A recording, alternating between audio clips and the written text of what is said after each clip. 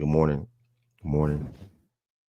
Typically play music for the first 5 to 10 minutes, so that's what I'm gonna do. Anybody's gonna replay this, or is joined here right on time, tap in. Typically play music for the first 5 to 10 minutes.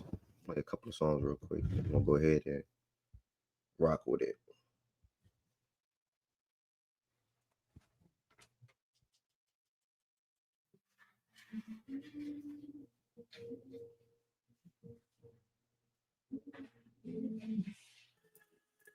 I'm just gonna flash. I'm making the flash stuff. Fraud, good morning, bro. God bless. God bless. No, good morning. Yeah. Yeah. Yeah. This is the last song, y'all. I'm on hoes getting slimed in. Niggas ain't No slime. shit. I'm on hoes from Thailand. Whole little nigga got a water wrist. I'm on hoes in a wide body. Eat my hoe in a wide body. Eat it right up in a crab body. Make sure y'all liking the video. Make sure y'all liking the video, y'all. Make sure y'all like the video, y'all. The AP store we find out. Money on money, go hit first. All my hoe Chanel. Right on your toe, that's good manners. Sinead Black or band down. All my hoes take the whole thing. High top Maybach, cocaine. 2025 on the lead tree. I like walk on. Hit me on WhatsApp, direct. Kit Kat pack with chocolate. Pay that water, I train her. Pass that bag, I train her. Cuban Liz Link, I train her. She throwing her reckies, I train her. All my hoes, they gang members. All these pills got trained. I ain't mean to do that. We got High Life. This for High Life, y'all. Yeah, shock it. Yeah, a family. Need a family. Shout out High Life, y'all. Shout out High Life, man. We about to go ahead and get started. Full transparency. I stayed up super late, but I'm here. Yeah, we gonna see what's up. We're gonna see what's up.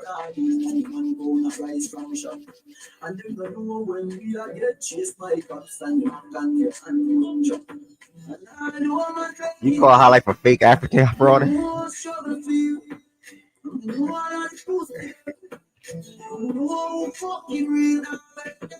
Happy Wednesday. Happy Wednesday to everybody that's in the car. Peace, blessings, and love. Peace, blessings, and love. This is the last song, 1000%. Sing God.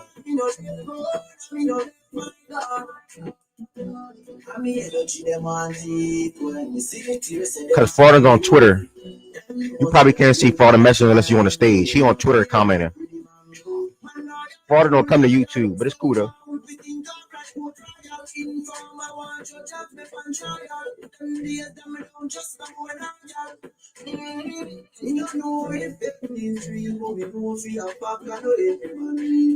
Some boy I don't in a clean them no one see a next youth if you need them can't stand me in a drill island. Anytime me a drive on my van, big fat matic in a me right hand. Let them treat me and kill me. No way, they must see blood glamour. Life are the greatest thing that me no get fucked, me no get my God. Treat me and kill me. No way, they must see blood glamour. Life are the greatest thing that me no get fucked, me no get my God. Bro, look in the YouTube chat. I don't know why you be telling me to drop link. It's pinned, bro. It's literally pinned. It's literally pinned, bro.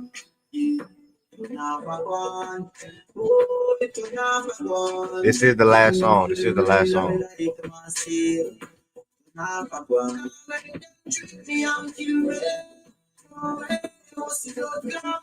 Life is the greatest thing that.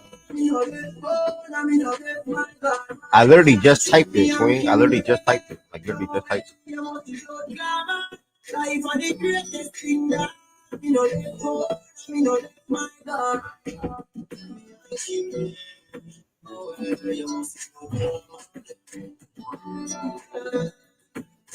We are back.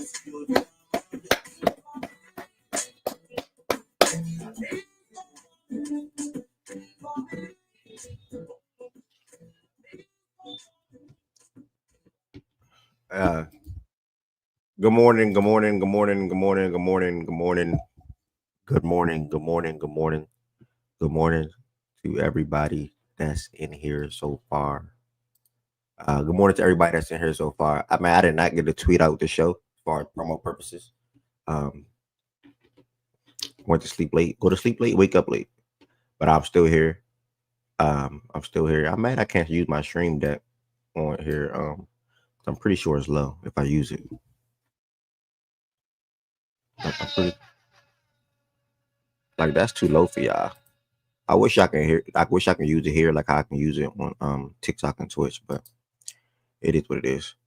Good morning to every single body again that's in here so far. Welcome to the best show in the world. That's floating on the bottom of the screen. Can't tell you how long today's show will be.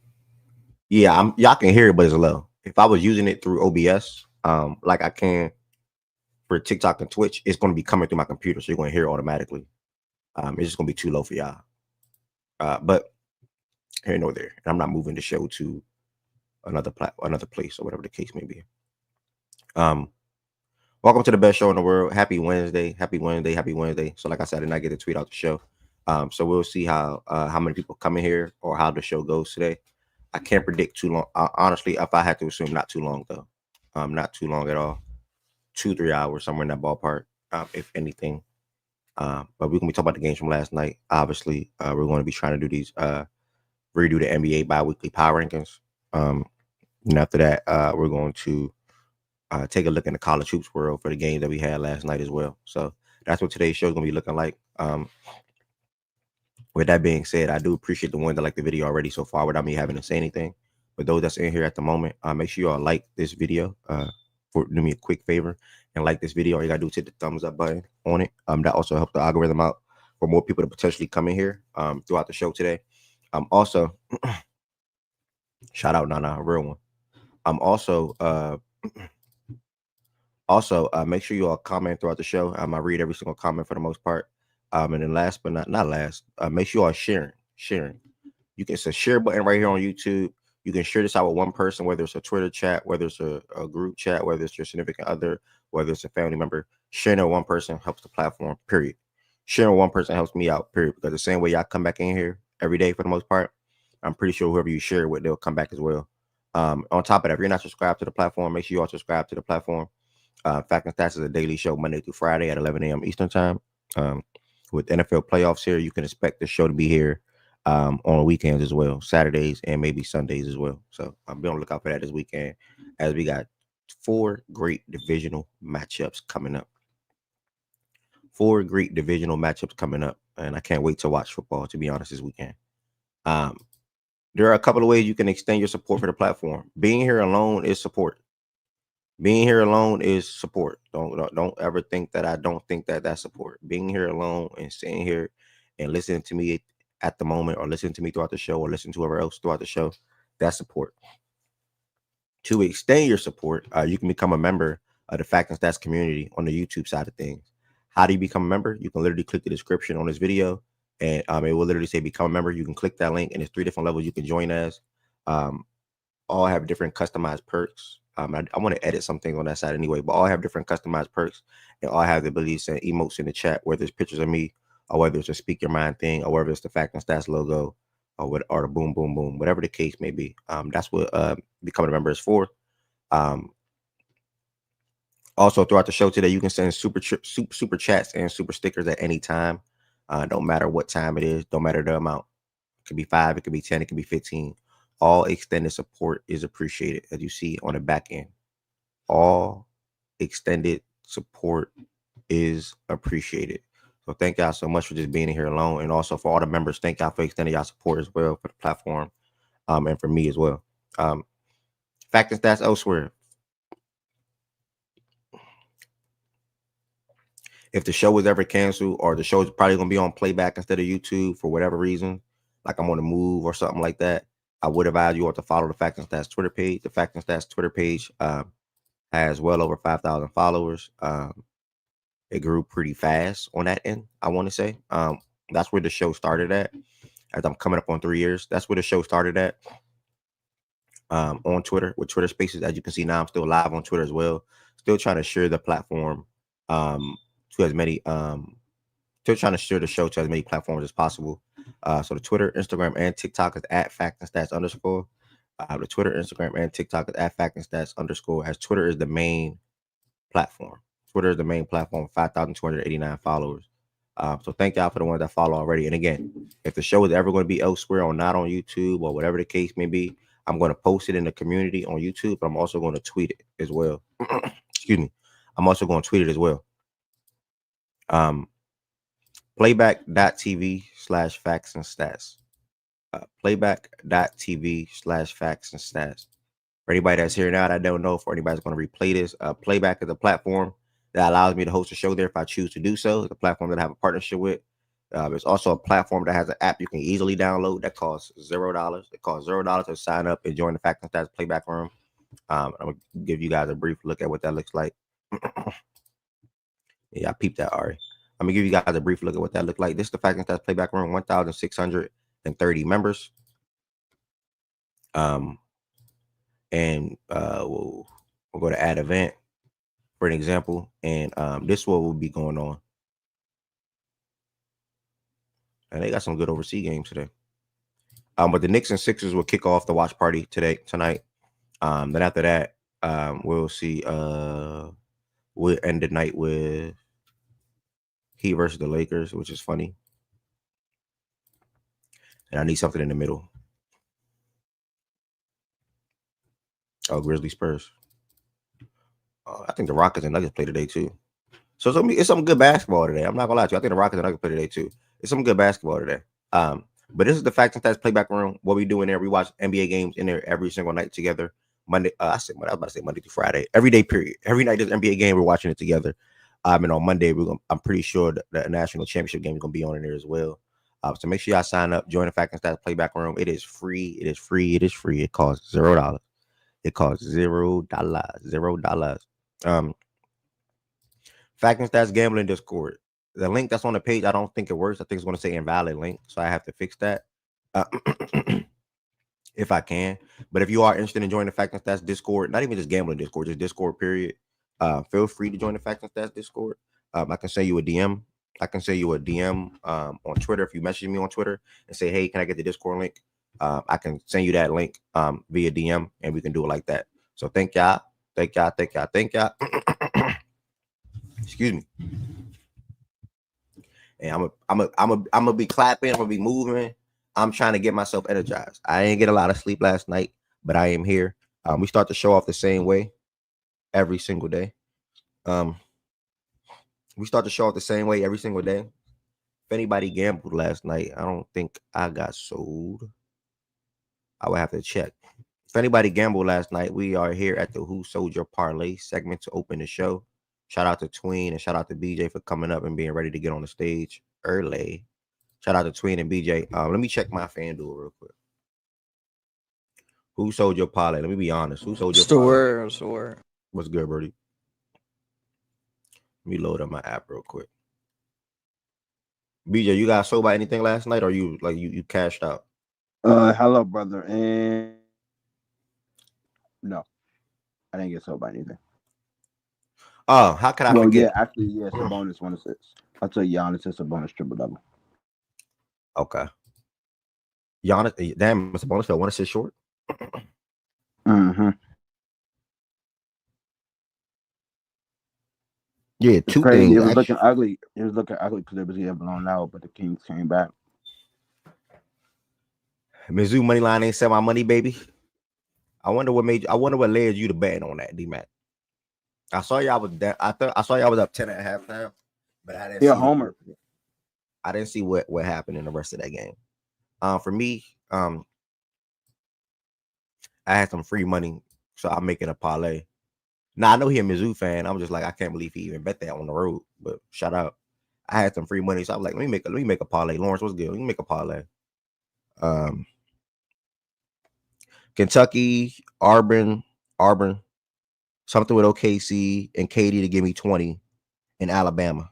Alabama sold that. Follow up, Ole Miss, Cavs, Bucks, Suns, money line. Suns sold that. Like the Suns are terrible. Like they are terrible. So I ended up making another bet after that. Was chasing my money, got my money back. It is what it is. Don't advise chasing, but I was confident in the parlay.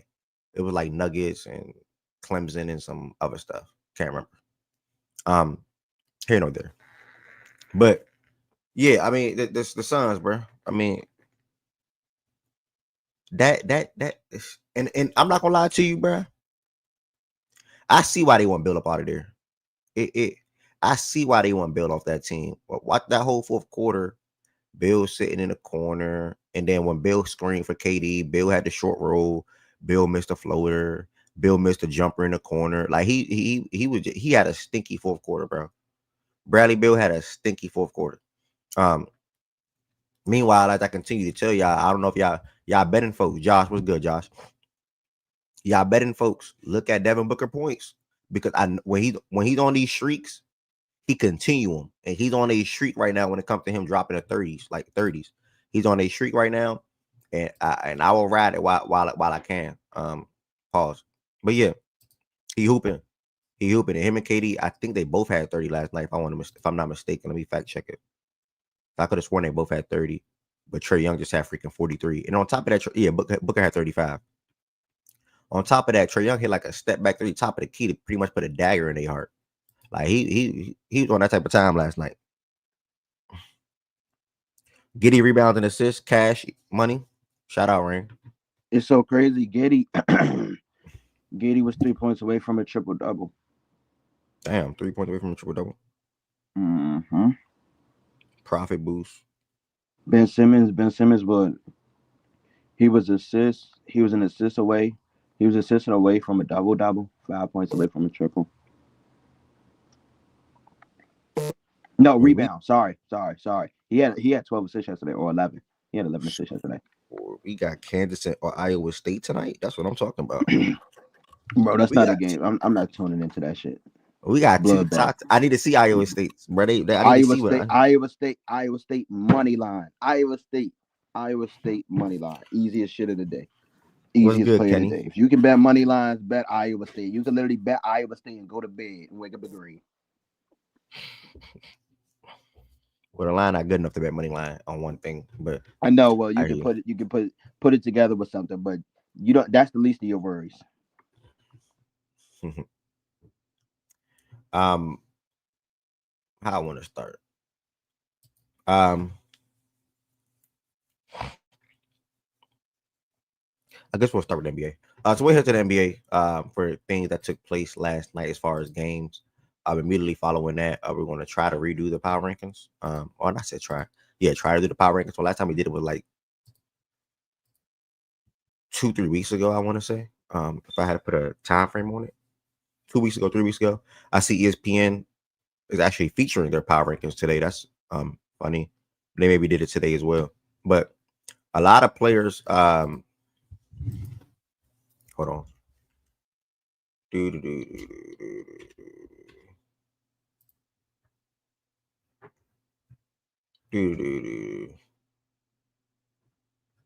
Hold on. All right. So a lot of players' trade restrictions actually were uplifted today for 18 players. So we can potentially see some more moves in the work.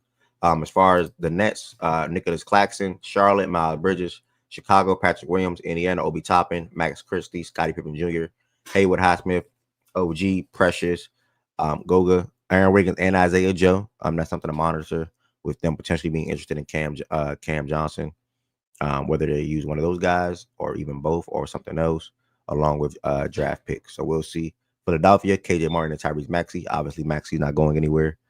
Phoenix, Josh Okogie. I'm sure they would love to trade him if they could.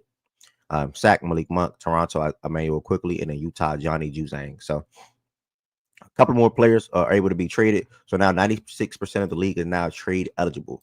That's something to keep in mind, as obviously the trade deadline is quickly approaching. I think at like 3 weeks or so, the trade deadline will be here in the NBA. Back to what took place last night, though, or to go into what took place last night. And everybody that's in here so far, thank you. Make sure you all like the video. Make sure you hit the thumbs up button on this video. Back to what took place last night. Let's start at the top. Jamal Murray had a game last night, man. What the hell? Jamal Murray had a game last night. We got to see a rematch. Like I said yesterday during the show, and I also hope High Life said yesterday as well. A lot of these games are reruns. A lot of these games are rematches from I think Sunday night. I want to say, yeah, from Sunday. Yeah, Booker will fit on the Rockets. It's reported the Rockets want Booker or Fox, which is the main thing. So that ain't gonna change. I would love. Oh, let me text him right now. And they on a back-to-back, and I'm still gonna bet with them. Let me text him right now. And they on a back-to-back, and I'm still gonna bet with them. I like Nuggets 50. All right, cool. Yeah, I mean, Booker will be a really damn good player on the Rockets, alongside what they have on that team already. Yeah, I know you right there. That's why I sent you that text message. I'm glad you popped in, because if you ain't pop in, I wouldn't remember to send you that text. People owe Will an apology. He said he wanted Booker over Giannis for building purposes. Seems like Rockets agree. To address this, I'm almost certain if Giannis and Booker both came out and said they want to go to Houston, they will prioritize getting Giannis over Devin Booker. Let's be fair. I know I'm a Booker fan, but let's be fair. I think they will prioritize getting Giannis over Booker. Fit-wise or whatever, everything else that Will was saying, I understood and I understand, but that's not the same thing, Frauden. Like, Will was just speaking to a hypothetical. But if it was reality, they would choose Giannis over Booker. Let's be real. If it was reality, they would choose Giannis. I disagree, Frauden. There's no way in the world you mean to tell me Houston is looking at Giannis and looking at Devin Booker both being on the table, and they say, yeah, we'll take Booker. No, let's be real. If they would take Giannis, brother. They will get you. Whenever you get a top 3 player in the world while also still keeping some key guys, you're doing it. Yeah, we can agree to disagree. And like I said, it all depends on what you give up, though. Like, Frauden, type to me what you think the Rockets would give up to get Giannis. And I'm not gonna drag. I just want to know how to respond to that. That's all. Be careful what you wish for. You might get it. Who's anyone? So what is the trade to you, Frauden? That's all I want to know. Is what is the trade to you? Excuse me. There's 31 people in here so far, y'all, and this video this live show has 10 likes. Can we get that to 15 to 20? Can y'all hit the thumbs up button on this video, please? Can y'all hit the thumbs up button on this video? We'll greatly appreciate it. Ed did not get a lot of sleep last night, so we'll see how the show goes today. I'm okay if it's short. And I also got to record an episode tonight as well. My goodness, I got to try to take a nap today. I got to record an episode on somebody else's platform, et cetera, et cetera, et cetera. Frauden comment is on Twitter. Frauden's on Twitter. He's on a live stream on Twitter, so you're not gonna be able to see unless you're on the stage. Tween or BJ, y'all can see Frauden comments, right? Yeah, I can see it. It has a little bird emoji and all that. Yeah. All right. I gotta actually look at the comment. Hold on. Nah, you good. Tween say yeah. I'm about to say, I look at no comments when I'm on this joint. This guy's funny. All right. X not Twitter. So yeah, like I said, today was a lot of reruns. Personally, and I think the Cavs came out on that type of time. They wanted to get back. They got. I want to say they got the sort of kind of like the best of Indiana the other day. By how well they played, even with Hallie getting injured in that game. Now with their first game going into without Hallie, and the hell. They don't got it here updated. Now they were going to their first game playing without Hallie. I think Nembhard had a good start in this one from a playmaking standpoint. I'm gonna pull up the box score. 1 second. And we see Mobley had like 3 threes. He had 6 assists in the first quarter. 6 assists in the first quarter. That's like, tough. And you want to know, see, just by a betting standpoint, right? Look how dirty this shit is. He had 6 assists in the first quarter. He ended with 9. Like, what? Like, how? You tell him you got 1 assist for the rest Quinn, of that? you were declared for the draft. Good. Send him to the Ravens. But yeah, this game was a rematch. And before I speak to the Cavs, I want to speak to the Pacers. I echo a lot of things Swiper said yesterday. If you was in here doing the show, well built team. I'm gonna start there. Well built team. A lot of guys that can contribute and perform, no matter who's in or out of the lineup. In scoring wise, they were led by Siakam with 23 points. They was followed up with Miles Turner, Nembhard, and Mathurin. All them guys scored in double figures. And off the bench, they had Obi Jarris and TJ McConnell, who had 10 and 8 off the bench. I told somebody to bet on him too. Had good games off the bench. I think more so this game was just pointed to Cleveland. Their ball movement was crisp. Their star player performed. Their second best player also performed offensively. So whenever you really their 4 best players performed in this game, to be honest. Darius Garland hit a big shot, big threes as well in this game. They moved 34 and 5. I am super duper impressed with the Cavs, bro. I am super duper impressed with the Cavs. Again, their 4 best players performed. Donovan Mitchell led the way. Obviously, being Donovan Mitchell, came out was super aggressive from a scoring standpoint. He had 35 points, 9 rebounds, 3 assists, and 2 steals. Darius Garland followed it up with a Darius Garland-like game. 24 points and 7 assists. Jared Allen continues to be a man. Both of them, bro, they continue to be men in the middle. And they're pretty much, and it's crazy because they're both turning into walking double-doubles for that front court. Jared Allen did not get a double-double last night. He had 16 points and 9 rebounds, but that's okay. Mobley followed that up himself and had 22 points and 13 rebounds. And the biggest thing for me was his 3-point shot. It looked good. The 1 3 he missed was like a heat check type miss. You know, other than that, the 3 that he did make was like all in a row. So he was feeling himself. Understandable. I'm okay. He shot it from like the left wing. I'm okay with that. He missed it, so be it. But he turned into a hell of a player. And we all knew who he was as a prospect coming in. Well, not we all, but majority of people knew who he was as a. I still go who soldier probably on the screen. Majority of people knew who he was as a prospect. Well, no, we all. You can say that. A lot of people knew who he was as a prospect defensively coming into the league. I mean, it's all about just how much he's going to grow offensively. And I'm glad as, you know, seasons and seasons are going on, you're getting that experience and things of that nature, and you're put in different positions and you're playing with different players. He's able to perform. He's definitely getting better offensively, 1,000%. Dean Wade continues to start for them. Max Strus came into the season hurt. He was their starting small forward last year. I think Dean Wade sort of kind of just like a better fit at the moment, starting wise. So no necessary reason to swap because Max Strus and Karis LeVert are still going to play off the bench regardless. The main thing is they extended Isaac Okoro this offseason, I believe. And he just sort of kind of just like like a spot minute type of guy. That draft was so weak though, so not really a shot at Isaac Okoro, but he shouldn't have been drafted where he got drafted. But again, that draft was weak. He wasn't nothing special, in my opinion, at Auburn. When it comes to his game, I ain't gonna lie, he was a baller at Auburn. It wasn't like far as translating to the NBA. Come on, like it wasn't. I wasn't gonna see it. I didn't see it personally. With him. Not even on is what he turned out to be now. So, but you know, I didn't see him. All in all, listen, he's still there. He got paid. They got him in the fold still. I think he got probably 3 more years left or whatever the case may be. We'll see what happens with this team. But listen, this is a team that can really, really give Boston a run for their money when it comes April, May. Give Boston a run for their money for real. So. Yeah, at the rate that they going now, they definitely gonna get Boston. They're gonna get Boston a run for their money because everybody's playing, like you were saying, everybody playing well and everybody's going into their role. Everybody's producing something versus last year where Mobley would be good this game, Allen won't be. Garland will be good this game, Mitch won't be. Like everybody falling into their line, falling into their role. Facts. And like, what's your name say? M and J. What you about to say? Go ahead. I said D Mitch. Like D Mitch yesterday. It's been a little minute since D Mitch turned it up like he did yesterday.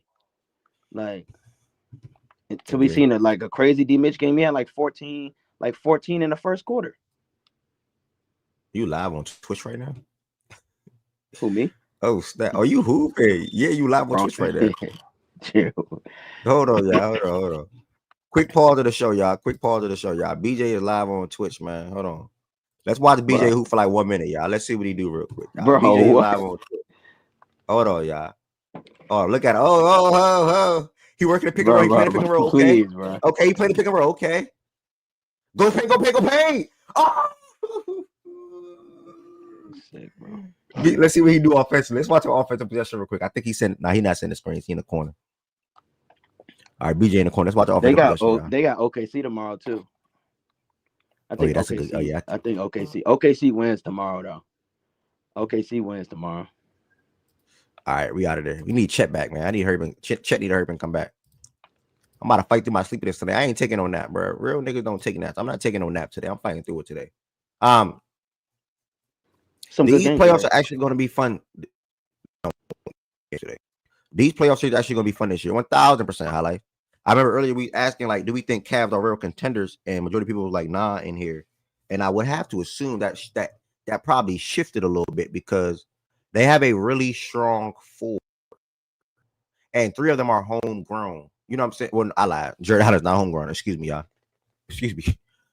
I forgot about that trade.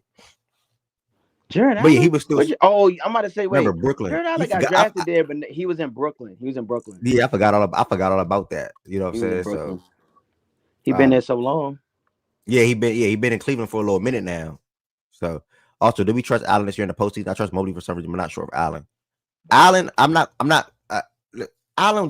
Remember, Allen we didn't even see Allen last year. Allen had that rib injury. I want to say. So I don't know him what he's been throughout his career in the postseason or anything like that in his short career so far or young career throughout the postseason. But I'm confident in the 4. Like I'm confident in them as a unit. I'm not just confident in what we want. Like I don't know. I don't see what the issue will be with Allen. Like what does he have to do from an extra standpoint? Like I think his role is carved in. I think what he does on the most nights is what he do on the most nights, and I think they play off of each other, and I think they play well together. Because we didn't see him last year. He had the rib injury. I think it was a rib injury. It was so why he didn't play.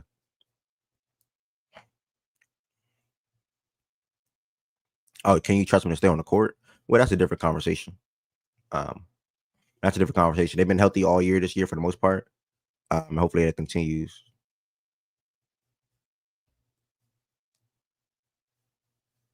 Yeah, MNG. Okay, I respect that.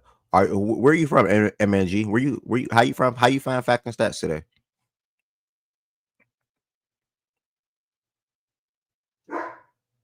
Yeah, I can't remember his performance in that series, personally. And if you remember, and you could be right, it probably wasn't great. It probably wasn't good. But yeah, different team, probably. And that might have been D Mitch's first year. You found it from Twitter/X. Shout out to you, Brody. Shout out to you. I don't remember his series against the Cavs personally. I mean against the Knicks. Personally.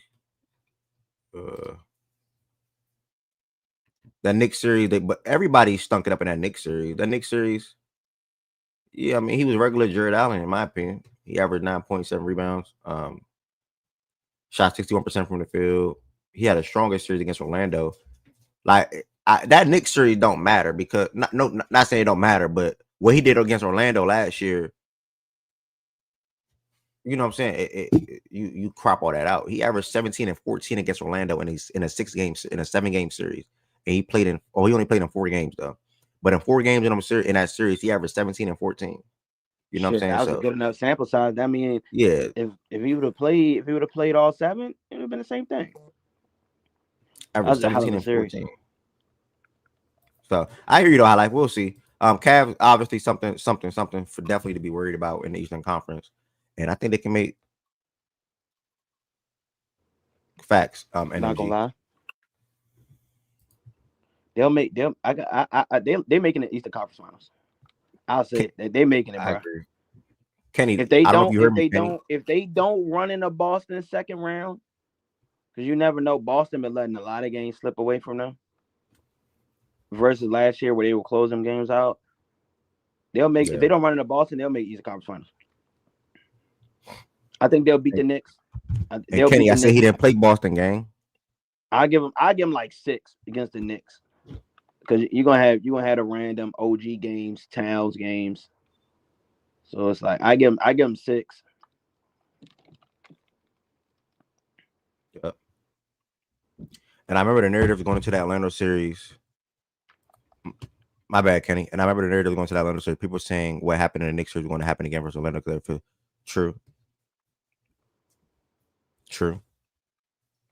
true. Yeah, man. Listen, it's okay to put them in a good light because again, they have 4 really damn good players. Bro. Like really good players. Really good players. So I'm just highlighting them for what they have. And I do think that they'll probably head to damn, she said F her own team. That's new. She said F her own team.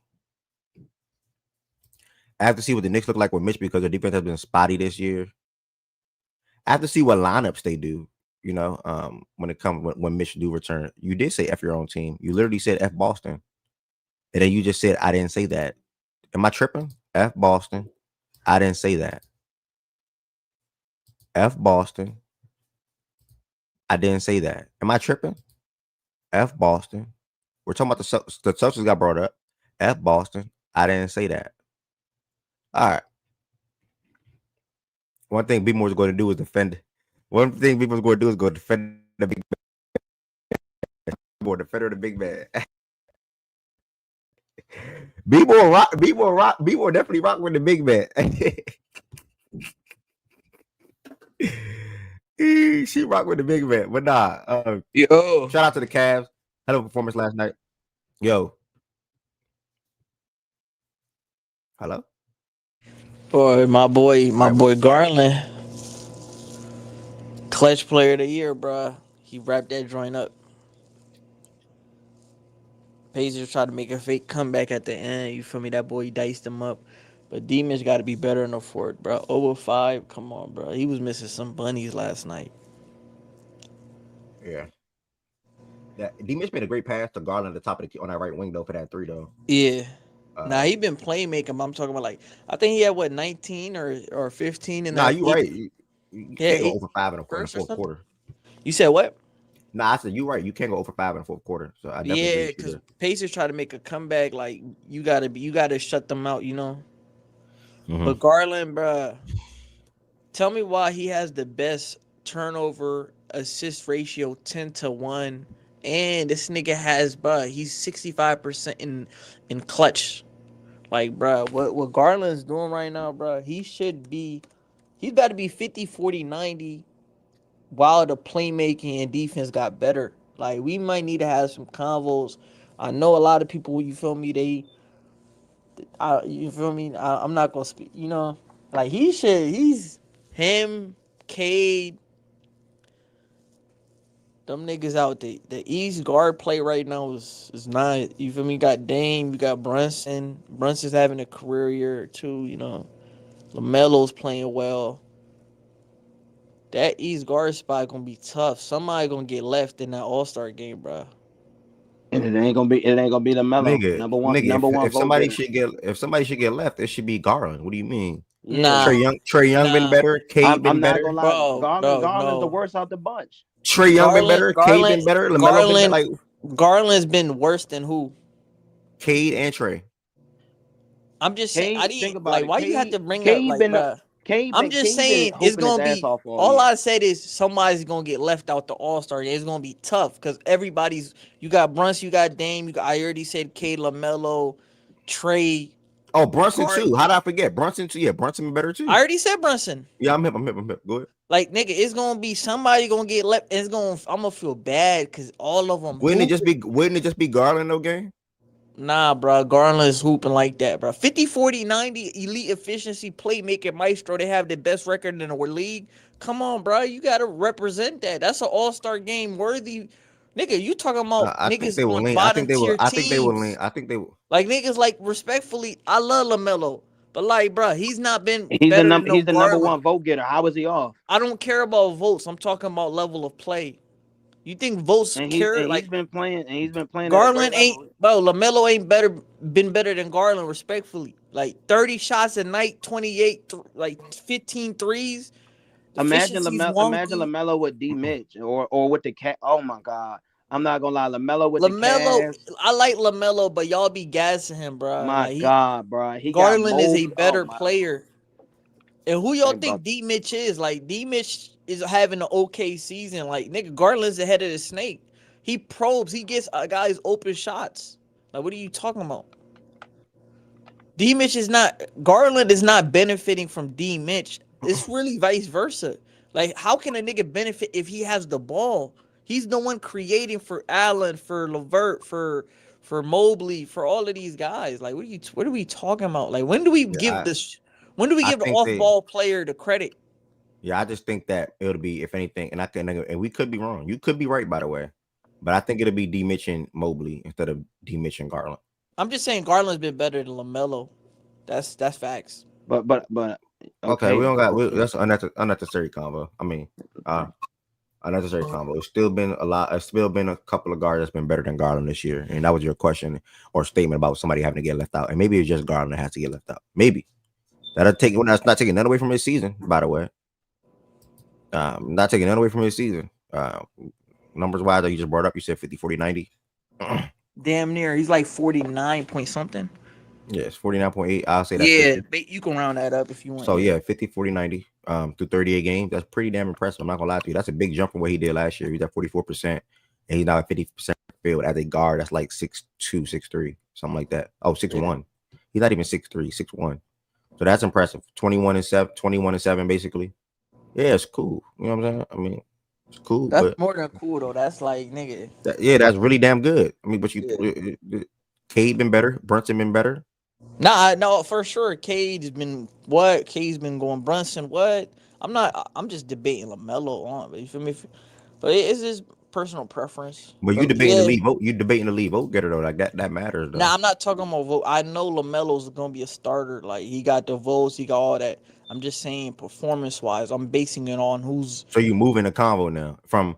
No, I said it's gonna be a tough decision. But me personally, LaMelo has not been better than Garland. That's what I said. Okay. All right. Garland's probably going to get left out due to how the format is. So now you want to say that. So now you want to say. Bro, you're not listening to what I'm saying. No, I am listening to you. I'm talking about level of play. I know. That's what I'm saying. You moved it. The criteria is set up where it's going to be reserves, right? Because LaMelo's going to be a starter. The reserves, Garland's not going to get between those guys on the reserve side. The Brunsons, the K's, those type guys. You feel me? Yeah. Because LaMelo's going to be a starter. It's not between him or Garland. It's not the convo. Okay. All right. Back to the Cavs. Like I said, 4 really good players. Strus slowly but surely coming back along. Came off the bench, had 13 points, knocked down 4 out of 7 threes. So that's a positive thing for them. And that pretty much was the game, bro. Shout out to the Cavs. Good win over the Pacers. To start off the slate. They're talking about some sophomore campaign. Go ahead, Mo. Wow, Mo. Go ahead. The next game, bro. I wish Eli was in here because he was yapping saying Justin Edwards is not an NBA player, but then he put up 25 points against a really good NBA team. Like I don't get it, right? I swear Eli just be rapping, bro. And it wasn't no garbage time type of thing either. Like Process was texting me throughout the game, like, "Yo, Maxey, Paul George, and Embiid is out." Like Justin Edwards is playing really good basketball right now, and then somebody else even DM'd me Justin Edwards. They heard the convo. Somebody else even DM'd me the stat line. Last night he had 25 points, 6 rebounds, 4 assists in 35 minutes. It's not no garbage time shit. It wasn't no garbage time shit. It was him just hooping. I mean, he's hooping, and Justin Edwards is a hooper. According to Eli, he's not an NBA player though. I'm gonna follow up with Eli whenever I talk to him. Nothing to say on the Sixers side of things. I mean, it's just disgusting. It's just disgusting. It's sad at this point, bro. It's sad at this point, bro. That's why you got to take advantage. You got to capitalize when you put yourself in certain moments, because it's not a guarantee you can get back to that moment or that stage. You have to capitalize. This is the NBA. It is not easy. You can be up right here at one moment and you can be down here the next moment. The Warriors just won a championship 2 seasons ago or 3 seasons ago, about to be 3 seasons ago. And look who they are now. The Sixers had a chance to go to the Eastern Conference Finals and were up 3-2 against Boston and lost. Yeah. They lost. You know what I'm saying? So, and now, for all we know, they probably won't make the playoffs. They probably will lose in the play-in. We don't know, but it's a possibility. The Miami Heat, we're in the NBA Finals basically 2 seasons ago now. They lost. Probably not going to be back there anytime soon. You know what I'm saying? They were in Eastern Conference Finals, NBA Finals, 2 seasons ago. I'm sorry. I had to clean that up. Probably not gonna be there anytime soon. So my point is, these teams in the leagues are always progressing to get better and to elevate. I'm almost certain the team is more worried to play the Pistons right now than you ought to play the Knicks. I mean the Sixers right now. Just as of right now. Just as of right now. And that showed you how much the league changed. That showed you how much things change in the league. So when you get yourself into certain moments, you gotta capitalize. And I think that the Sixers, granted, they dealt with injuries. Cool, I get it. But I really always point back to that Celtics series because I remember like it was yesterday. We lost him now. I wish he was still around, man. Y'all remember that Alex guy, Alex Tati? I want to say his name was. I would never forget this day, bro. I remember this day like it was yesterday, bro. I was outside of a courthouse or something like that. And Alex and Process was in the space going crazy. Yeah, it's freaking over. We this, we that.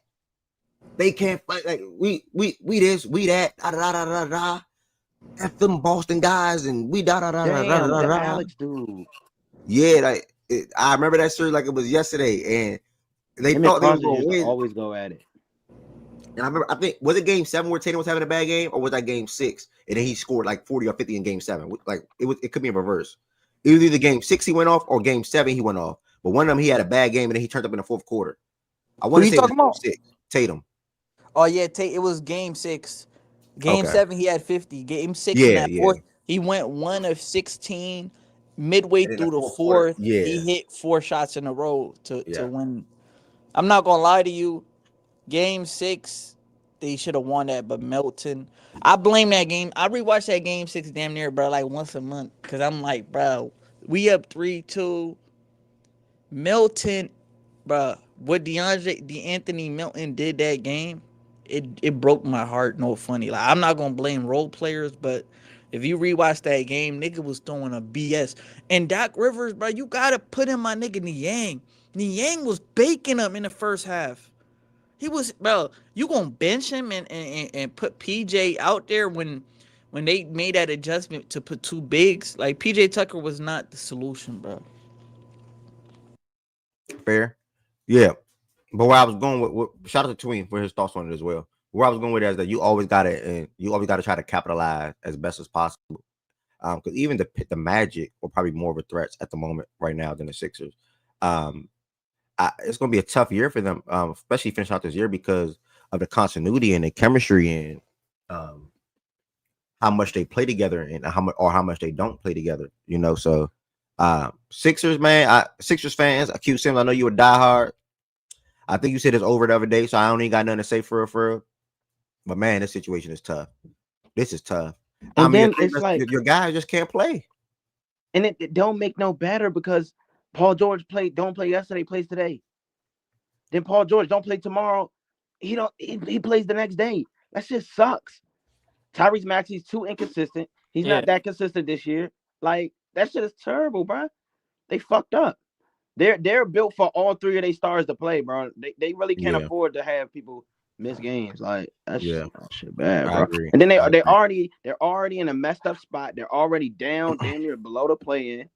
Like they got a lot of work to do. And like you were saying, I'd rather play the Sixers than the red hot Pistons. The Pistons is on one right now. They on one right now. Cade Cunningham, Duran, Asar. Yeah, like I ain't gonna lie, they definitely got a system, Cade. Cade definitely on one. Cade, that Knicks game, bro. He just walked them down, bro. But speaking of the Sixers, yeah, Blake, bro, I saw that joint, Blake. Away. Speaking of the Sixers, BJ hit it right on the head. Like, if you not gonna play back-to-backs, PG's gonna rest this first night of a back-to-back, play the second. We know what Embiid is going through with his knee issues throughout his career. Maxey really, like, I'm not really gonna nitpick Maxey because he's the most durable guy they got. He's supposed to play last night. I get it. It's a scheduled loss. You feel me? The higher-ups are probably like, yo, you're not gonna beat OKC, especially without PG and Embiid. But, like, bro, what is a scheduled loss? Like, bro, roll the dice, see what Maxey out there. Like, we seen crazier things. Like, you don't have no, like, time. The playing game, like, your season, how has it went? Like, bro, feel like Daryl Morey doesn't get enough blame. Like, this is not a Nick Nurse issue. Like, this is a poorly constructed roster. Eric Gordon, and Andre Drummond. Like, what are we talking about? Kelly Oubre. Like, I meant Caleb. Like I said, the roster is built for all of their players to play. It's not built for the team to miss games. Example, like, let's say the Grizzlies, right? The Grizzlies can afford for Ja to miss 10 games because they got the roster for it. They got the ball handlers for it. They got the shooters. All the production Ja is giving you could get it from other players. You're not getting the production from the Philly backups that you miss it from the stars. Yeah, they're spot up players. You feel me? Yeah, they're all role players who play into their role. That's it. Man, that shit's terrible. I'd be mad. I'd be mad as hell if I was a Philly fan. You paid all that cash for Paul George. You can't play a back-to-back. Yeah, I'm cool. Yeah, they really got so much holes. Like, you really can't fix it. Like, this is a roster construction problem. Your best player can't barely play. Cool. I'm not mad at that. But why the fuck my second best player can't play? Why my third best player can't produce? That shit's tough. That shit's tough. But if you I think they damn near want to chalk it up. They really want to chalk it up. I know they do. But nah, they definitely want to chalk it up. They're gonna tell how many years you have left of PG and Embiid? Like, you can't look at this season. I mean, they just signed PG, but he's 34. Man. He's not getting younger. Yeah, they decided to give him $200 million. I don't know who. No, I don't know who told him to do that. You just can't. Like, you gotta look at every year. Like, yo, every year is this year's in the trash already. You can't toss it up. You can't just chalk it up. Like, that's this year is chalked up. No, they can't. You don't have many of these I'm not years. telling you that they are or they aren't. I'm telling you it's already chalked up. Like, yeah. Though they put themselves in a hole. Just looked at the next stretch of games coming in. Pretty much after that, they're gonna be sitting at somewhere like I think it's like it was like 20 and not 20. It was like 16 and 26, something like that. Basically a terrible record, bro. And like at that point, gang, like they're 15 and 23 right now, and their schedule does not get easier. Yeah, they about to go through a crazy 12-game stretch. Yeah, and it's not like their bodies just magically gonna change. Like, they're gonna be injury prone. Like Embiid, PG, they're gonna be in and out the lineup for the rest of the year. Maxey, he's gonna be in and out the lineup for the rest of the year. He might be a little bit healthier than the other two, but realistically, bro, by himself, he's not changing anything. So yeah, like, bro, I knew it was cooked when they rookie got hurt. Like, what's his name? At the beginning of the season, with McCain playing well, they were able to win a couple games. But once he went down, bro, they're not winning with just Maxey, bro. It's crazy because the Yabusele pickup was actually one of their best things. That only works when everybody's healthy. Yabusele, he's nice though, but he not like, come on, like, he not. That only works when people are healthy, bro. Yeah, when you play them spot Yabusele minutes where he can play hard and make and affect the game, that only works. And when Embiid just cooked you for about 15 minutes straight, now here comes Yabusele with some energy. Yeah, it's like, bro, you got Eric Gordon, Reggie Jackson, bro, Yabusele, Ricky Council, fucking Kelly Oubre, like, bro, they just be throwing stuff out there. They played a 4-guard lineup last night against OKC. Like, they don't really have any talent. Like, they took a gap year to get Paul George. When they do get PG, he's having like fit issues. He's not getting the shots. You feel me? Embiid and Maxey, like, but they put themselves in such a big hole, bro. You don't want to chalk it up because you don't have these many seasons of Embiid left. Like, you feel me? Same with PG. I don't know where they go from here, bro.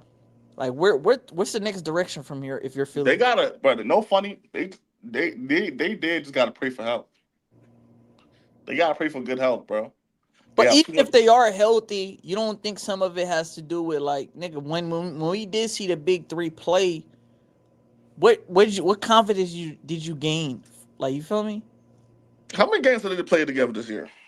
I think less than 3, maybe 4. And is there like you were analytics guy, Tween? What's their ratings? What's their ratings when they all on the court together? Let me pull it up. And how big is that sample size?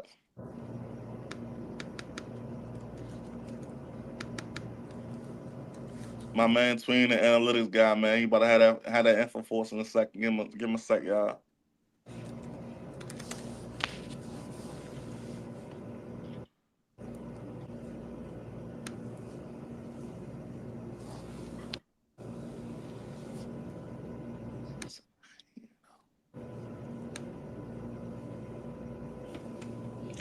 Yeah, all right, cool.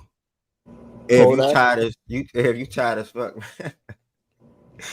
what's good, bro? Appreciate you pulling up from TikTok, bro. I'm definitely tired. They ain't gonna be able to tell right now though, but I'm all right. While Tween looking that up, I didn't think that was gonna go that long. Yeah, I think we know what the Sixers' problems are. Their three best players are not playing games. It is what it is. Where they go from here, I mean, they're still gonna have their three best players, quote unquote, on the roster next year. They're going to try to hope that Embiid, Maxey, and Paul George is healthy. And they're going to try to, they gave Caleb a good contract as well. I don't know what they're going to try to do. Maybe Jeremy can give him a good minutes as well from next season. But all in all, they're still going to have Embiid, Maxey, and Paul George during next season. Regardless. So Embiid, PG, Maxey played 10 games together, and they have a +3 net rating when they're all on the court. So it's 107 offensive rating, which is really not. Which is below average. But that's not nothing crazy. Yeah, but they're defensively slanted. They held a 102 defensive rating in those 200 minutes in that 10-game sample size. So really, they just been out bruising teams. Like they've been getting a lot of stops defensively, all of that. Okay. Yeah, the offense has been pretty nasty though. But 10-game sample though. What is he saying? Hope you got some using with that sound, but when it's time to wrap some up. What does that mean? Is he talking about what I'm thinking he's talking about? No, bro. He's trying to say like your soundboard that you just bought. He basically saying he also have like a sound on it that means like, all right, wrap this up. Like, oh yeah, for real, Byron. Good, for real, Mo. Cause them niggas. Shout out to Lo for joining the stage though. I keep it a bean. I was just trying to come up here and just trying to see save you a little bit, twin. You got it. But gang, you added fuel to the fire, gang. I'm like, nigga, what you asking me to do? Y'all about to drag this Sixers or six? We about to drag this? You look tired, bro. I was just trying to help. I am tired. I had 5 hours of sleep last night. I'm more than tired. You try to come in here and talk to Tween nut ass real quick, but it's all right. Go ahead, do your thing. Yeah, I'm thugging it for sure. But yeah, Sixers. I mean, not really much to say. Shout out to Justin Edwards for coming off the bench. And hooping last night. As far as OKC, bro, SGA's been SGA. He's walking a 30 ball for the most part. One of the more unguardable, if not the most unguardable player in the league at the moment. He had 32 points and 9 assists. Only missed 3 shots, by the way, and 2 of them were threes. So really damn good for him. Cason Wallace also contributed, which he does for the most part, like a glue guy. With 18 points. He's also improving his 3-point percentage. That was the biggest issue for me with him starting this season or when the games he played this year compared to last year. And J-Dub had a good game as well. And Isaiah Hartenstein continues to rebound his ass off since he's been since he's been healthy, I should say. Aaron Wiggins and Isaiah Joe also both had solid games off the bench for OKC. And that's that, man. They moved to 33-6. Gotta play the Jeopardy music.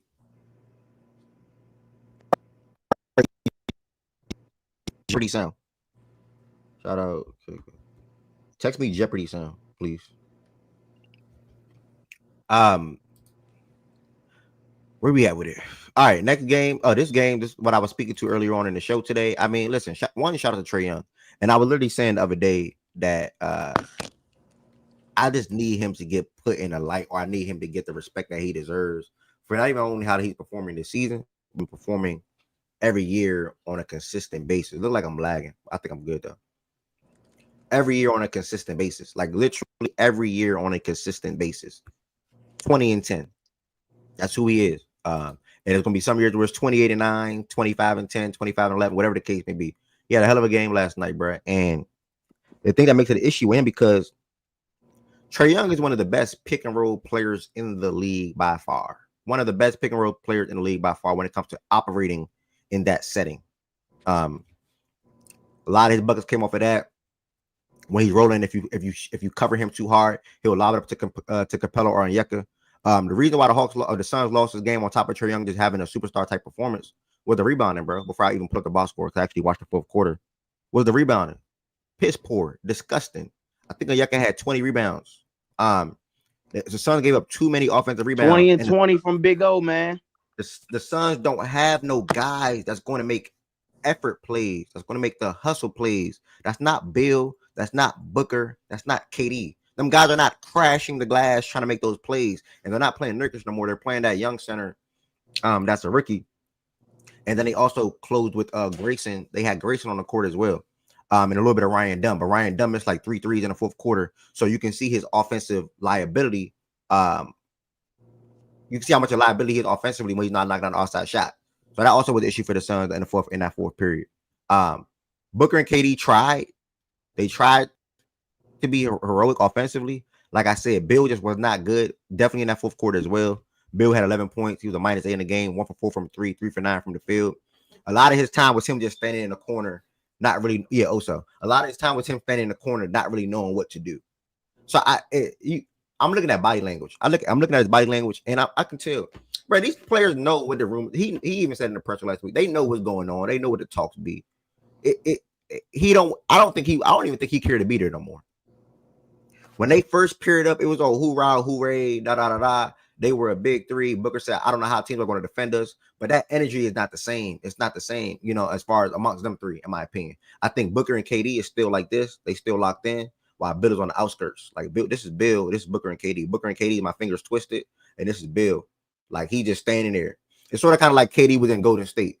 It was Steph, Clay, Draymond, and KD was on the outskirts, and Draymond told him that, and I was like, cook KD, Booker with Bill on the outskirts, in my opinion. That's what I get from that type of game. Or that's what I get from that game last night. Ryan Dunn, though, did take 12 shots. He had 14 points. But like I said, he missed like 2 or 3 threes in that fourth quarter. And they played off of him for the most part. Like, he was open. He just missed them. He couldn't convert. One of them, I think he even airballed. It's crazy because the whole Suns starting 5 was plus minus. Facts. Like I said, Booker and KD, they tried to knock down shots. KD had a strong third quarter. Booker was good overall throughout the game, and particularly in the fourth quarter. He knocked down 7 threes again. Not again, but I think last game he had 6 threes, or one of the games recently he had 6 threes. He knocked down 7 threes this time. To see Booker shoot 14 shot threes is crazy. But like they said in the offseason, they don't get a lot of threes up. Why is Ryan Dunn taking 4 threes and your 2 other starters is Tyus Jones and KD, and they combined for 4 threes? Booker had to shoot 14 threes last night. 14 threes. Good to see Royce O'Neal back for them. He probably was monitored a little bit coming back from that ankle injury. We missed like 5 or 6 games. But like I said, Trae Young, bro, one of the better guards when it comes to manning a pick and roll. He had 43 points, 5 assists last night. He had a couple of late buckets for himself. Garrison Matthews was good. He had a big 3, or not even just a big 3 in that fourth quarter, all throughout the game. He had 5-8 from the 3-point line. What's the other guy? He hit the dagger for real. Yeah, he hit the dagger for sure. This other guy hit a big 3 too. This guy right here hit a 3 where they put him up 8. I don't know how to say his name. Number 27. Y'all know who I'm talking about. He hit a 3 to put him up at like 8 points in the fourth quarter. Dyson Daniels was good defensively. Obviously, he had 3 steals. That Vic guy was 3 for 6 from 3. We had 15 points, and it just without Jalen Johnson. Like, they won this game without Jalen Johnson. Like I said on Yucca, he was a man amongst boys on the glass. He had 10 offensive rebounds. 10 offensive rebounds last night.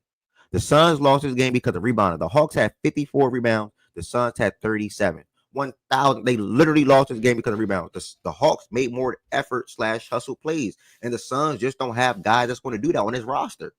They just don't. They honestly just don't. They really don't. And Tyus Jones, yeah, good addition and all. It looked cute. I get it. But they need some athleticism on his roster. They don't have no athleticism. They need some athleticism on his roster.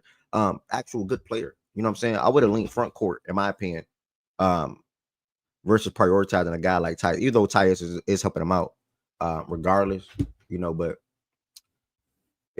it's tough in Phoenix, bro. It's tough in Phoenix. And I know Booker and KD feeling it 1,000%. I know they looking at the situation 1,000% and saying, God and damn, where do we go from here? Because again, this is what the NBA is. This is what sports is, period. You got to capitalize when you're in certain situations / moments. Just 2 seasons ago, if I'm not mistaken, they was in the second round against the Denver Nuggets. And I think it was 2-2. If I'm not mistaken. I'm not saying they should have beat that Nuggets team. Because I think Chris Paul and Ayton got hurt, or Chris Paul and Ayton, they didn't play, if I'm remembering correctly, or whatever the case may be, when Booker had a strong start to the series. But now they were that good when they first paired up 2 years ago, and look what the Suns are now. Look what they are now. That's my point. So I don't see where it gets better for them. Now, I do want to say this. If it does happen by God's grace or whatever the case may be, I do think Jimmy, Booker, and KD will be a good trio. I do think that fit makes way more sense than Bradley Beal, 1,000%. I do want to say that. But I'm not saying that turns them into some perennial contender in the Western Conference or anything like that. But I do think that can help them out for the course of the rest of this regular season. Because this right here ain't cute. It ain't good.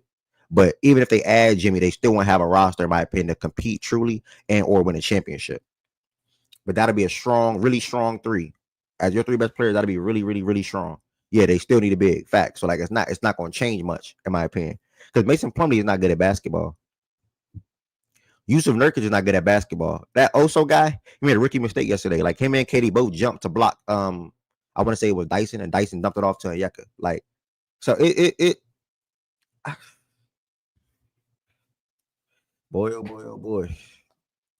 Them trading Bill for Jimmy, the shit don't help him either. Because guess what?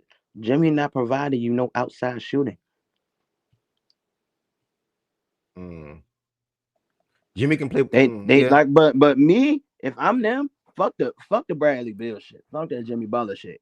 Nigga, I gotta go look for a big man. I don't know how. I don't know what I'm gonna do, but I'm gonna try to find a way. I gotta get a big man. Because Nurkic is fucking terrible. Both of their bigs is terrible. Both of their bigs is too bad. Both of their bigs is too bad. And you're a troll, by the way. Robert Williams. Outside Robert, oh yeah. I ain't gonna lie. See, if I was in the Spurs front office, I would have made the call for Rob Will already. I would have made the call for Rob. Nick Richards or Rob would be good for the Suns. I do agree with that, Black. I still think Robert Williams is still good. Like, and highlight, my apologies, brother. Shout out to Hawks again one more time. Shout out to Hawks and Trae Young. Trae Young 43 ball, and again he hit the dagger, one of the dagger shots, or one of the clutch shots of the night in that fourth period. Step back on Bradley Beal, no screen. He said, "F the screen. I'm gonna step back and shoot it deep right in your eyeball." Shout out to Trae. Highlight, you told me to put up the standings in the East. My bad, brother. Let me do that right now. We've been doing it so much though, so I slipped my mind. But Cavs will undoubtedly be the 1 seed in my opinion. The Celtics will undoubtedly be the 2 seed in my opinion. 3 in my opinion can still shuffle. 3 through 5, 3 through 6 can still 3 through 7. All this can still shuffle in my opinion. Outside of really, I don't know. We'll see. But this is the standard side life. I think 1 and 2 is locked, and it's up to the Knicks to separate themselves from 4. Man, take Booker points. I wish I even knew that y'all bet Booker assists.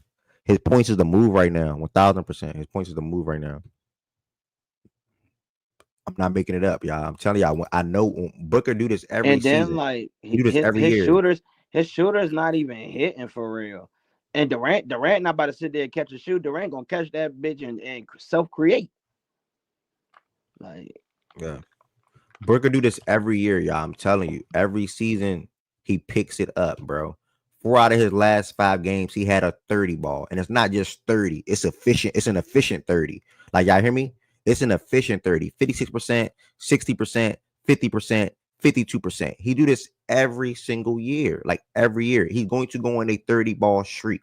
I'm telling you, whatever his line is tomorrow, if they play tomorrow, I promise it's probably going to be 26.5, 27.5. Take it. Let me see who they play. Take it. And if I'm wrong, when y'all see me at the cookout, y'all can slap me. Whoever take it. If I'm wrong at the cookout, slap. It's the Wizards. Look, whatever his line is tomorrow, take it. Prioritize Devin Booker points on your parlay. And if I'm wrong, well, you can slap me at the cookout in the summertime. Anybody slap me. I'm not gonna lie. Look. I'm right with Ed. I told Havison, Havison already in high life. When Anthony Edwards played the Wizards, Anthony Edwards was gonna bake freaking barbecue chicken the Wizards. I know for a fact Devin Booker gonna do the same exact thing. I don't know about a 45 ball, but he getting 30 for sure. He's getting 30. Durant's gonna get 30. Right now. Shit, Bill. Damn. He said, "Give me money over slap." I tell you that much for sure. He on a tear right now, and again, Chan can probably tell you this too. He do this all the time, bro. But sometimes there used to be with like 40 balls or like back-to-back 50 balls or whatever the case may be. Right now he heating up though. Devin Booker's definitely heating up, and he got to pick up his play, and he's doing so. So shout out to Booker. Fourth game of last night. This was a live bet for me, bro. Something told me to say, yo, I know they on the road, but live bet the Pels money line. It was a live bet for me. It was a good game up into the fourth quarter. I think I want to say the Pels separated themselves a little bit. Somebody sent the stat of what Trey Murphy been doing over the last couple of weeks, and man, hell of a player. I think it was Twing actually. Trey Murphy, hell of a player. Hell of a player. His best thing is his shooting. He was 2 for 13 from 3 last night though. But he still finished with 32 points. He got to the line. Like no one dimension. You know what I'm saying? Not one dimension, I should say. I'm sorry. He got to the line. No one dimension. It's crazy. He got to the line. He was 12 for 12 from the free throw line last night. Zion was good overall, especially from a playmaking standpoint. He had 21 points, 7 rebounds, and 9 assists. And DeJounte Murray only hit threes last night. That's what he did last night, that offense. 15 points, 7 rebounds, and 7 assists. This was a good win for the Pels. I mean, well, is any win really a good win for the Pels? Not really. I don't really think no win is a good win for the Pels, to be honest with you. I mean, their season just is their season. Like it is what it is, tight. You know what I'm saying? Like chalk it up, whatever, who cares? As far as the Bulls, Levine didn't get his 30 ball. Hopefully he covered for Heavenson for whatever she needed. I remember she was saying she needed something from him. I think she did PA or PRA, whatever it was. Hopefully he got that. Hell no. Bad win. Well, Byron, they can't lose every single game. It ain't realistic for them to lose every single game. But Kobe, Levine, and Vooch been what they've been all season for the most part for the Bulls. That shit. Brother, when you're playing 2K, can you mute your mic, brother? Thought I muted, sorry. He failed too short.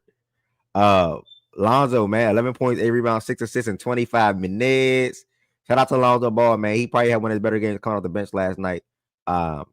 Mini flirt with a triple-double. Giddy actually flirted with a triple-double, fell 3 points short, like BJ said earlier in the show.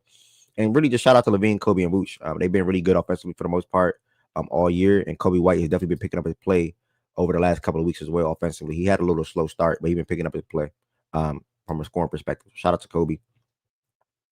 And that's that. Lonzo also hit 2 Tracy's, man. You know, I gave that out in the playback. That's why y'all come to playback. Nice little free plays, just random plays, thinking about shit. Lonzo hit 2 Tracy's off the early too. I didn't see not one play of this next game coming up. This next game we had the Bucks versus the Kings. The Kings been playing really good basketball as of late. Got to over 500, was on a nice winning streak. They had to travel to Milwaukee to play the Bucks. I'm sorry, and Giannis had a triple double. Dame had 24. Brooke had 21. AJ Green came off the bench and gave him 16. And you also had some Ryan Reynolds also gave 10 points off the bench. No Chris Middleton last night, but they still got the win. They was up 47-26 at the end of the first quarter. And at that point, I was just like, F it. Like, I'm like, all right, I'm cool. And they just maintained that lead pretty much throughout the whole entire game. So good win for the Bucks. It's about that time they start trying to roll and get as many wins as possible. As far as the Kings, I don't really want to put too much into it. Fox obviously would have to be better though. 9 for 23 is not good.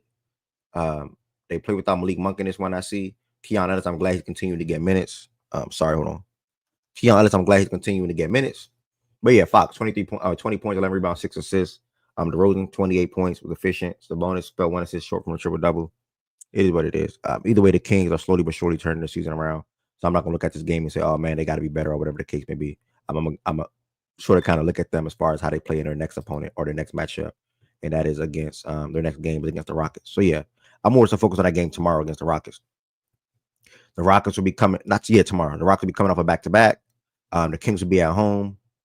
Are they going to get back in the win column? So I'm more so focused on that game against the Rockets. And that game, like Byron said the other day against the when the Lakers played the Mavs, he said this game tells me who the Lakers are or how serious they're going to be. You know what I'm saying? Whatever the case may be. And that's how I feel like if I was a Kings fan and I'm coming off of a 7-game win streak after firing my head coach and I travel to Milwaukee and I lose a game, cool. But on my stretch, I beat the Grizzlies. I beat the Heat. I beat the Warriors. I beat Boston. You know what I'm saying? I beat Dallas. I beat Sixers, no matter who's on the court. I beat the Bulls, right? I lose one to the Bucks, cool. But I get to go back home and play the second best team standing wise. I don't know how people feel about it, but standing wise, the second best team in the West. This game should mean a lot, in my opinion, to the Kings. This lets me know who they're gonna be, or how I should look at them for the rest of the year, in my opinion. Like, are they really turning the corner? Are they really trying to make that playoff push? Because it's 40 games in.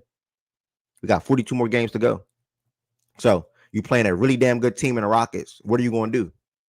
So this is what I'm looking at. I'm definitely going to be tuned into that game. It's tomorrow, 10 p.m. Eastern time. And it's going to let me know what the Kings want to do this year, personally. And I'm not saying that they're going to do anything crazy this season, or if they win this game tomorrow, they're going to have some crazy run or whatever. But they should get up for this game is all I'm trying to say. They should get up for this game if they want to really be, So we'll see. I'll be tuning into that game. 10 p.m. tomorrow. TNT. Yeah, anybody can join the stage, Shuday. Anybody can join the stage. Open platform for anybody to speak their mind. It's the pin message in the YouTube comments. Pin message in the YouTube comments. Miles, what's the word, Brody? Kings back-to-back also? Oh, the Kings play tonight too? Thank you, Rain. The Kings don't play tonight, Rain. What you talking about? I don't see Sacramento.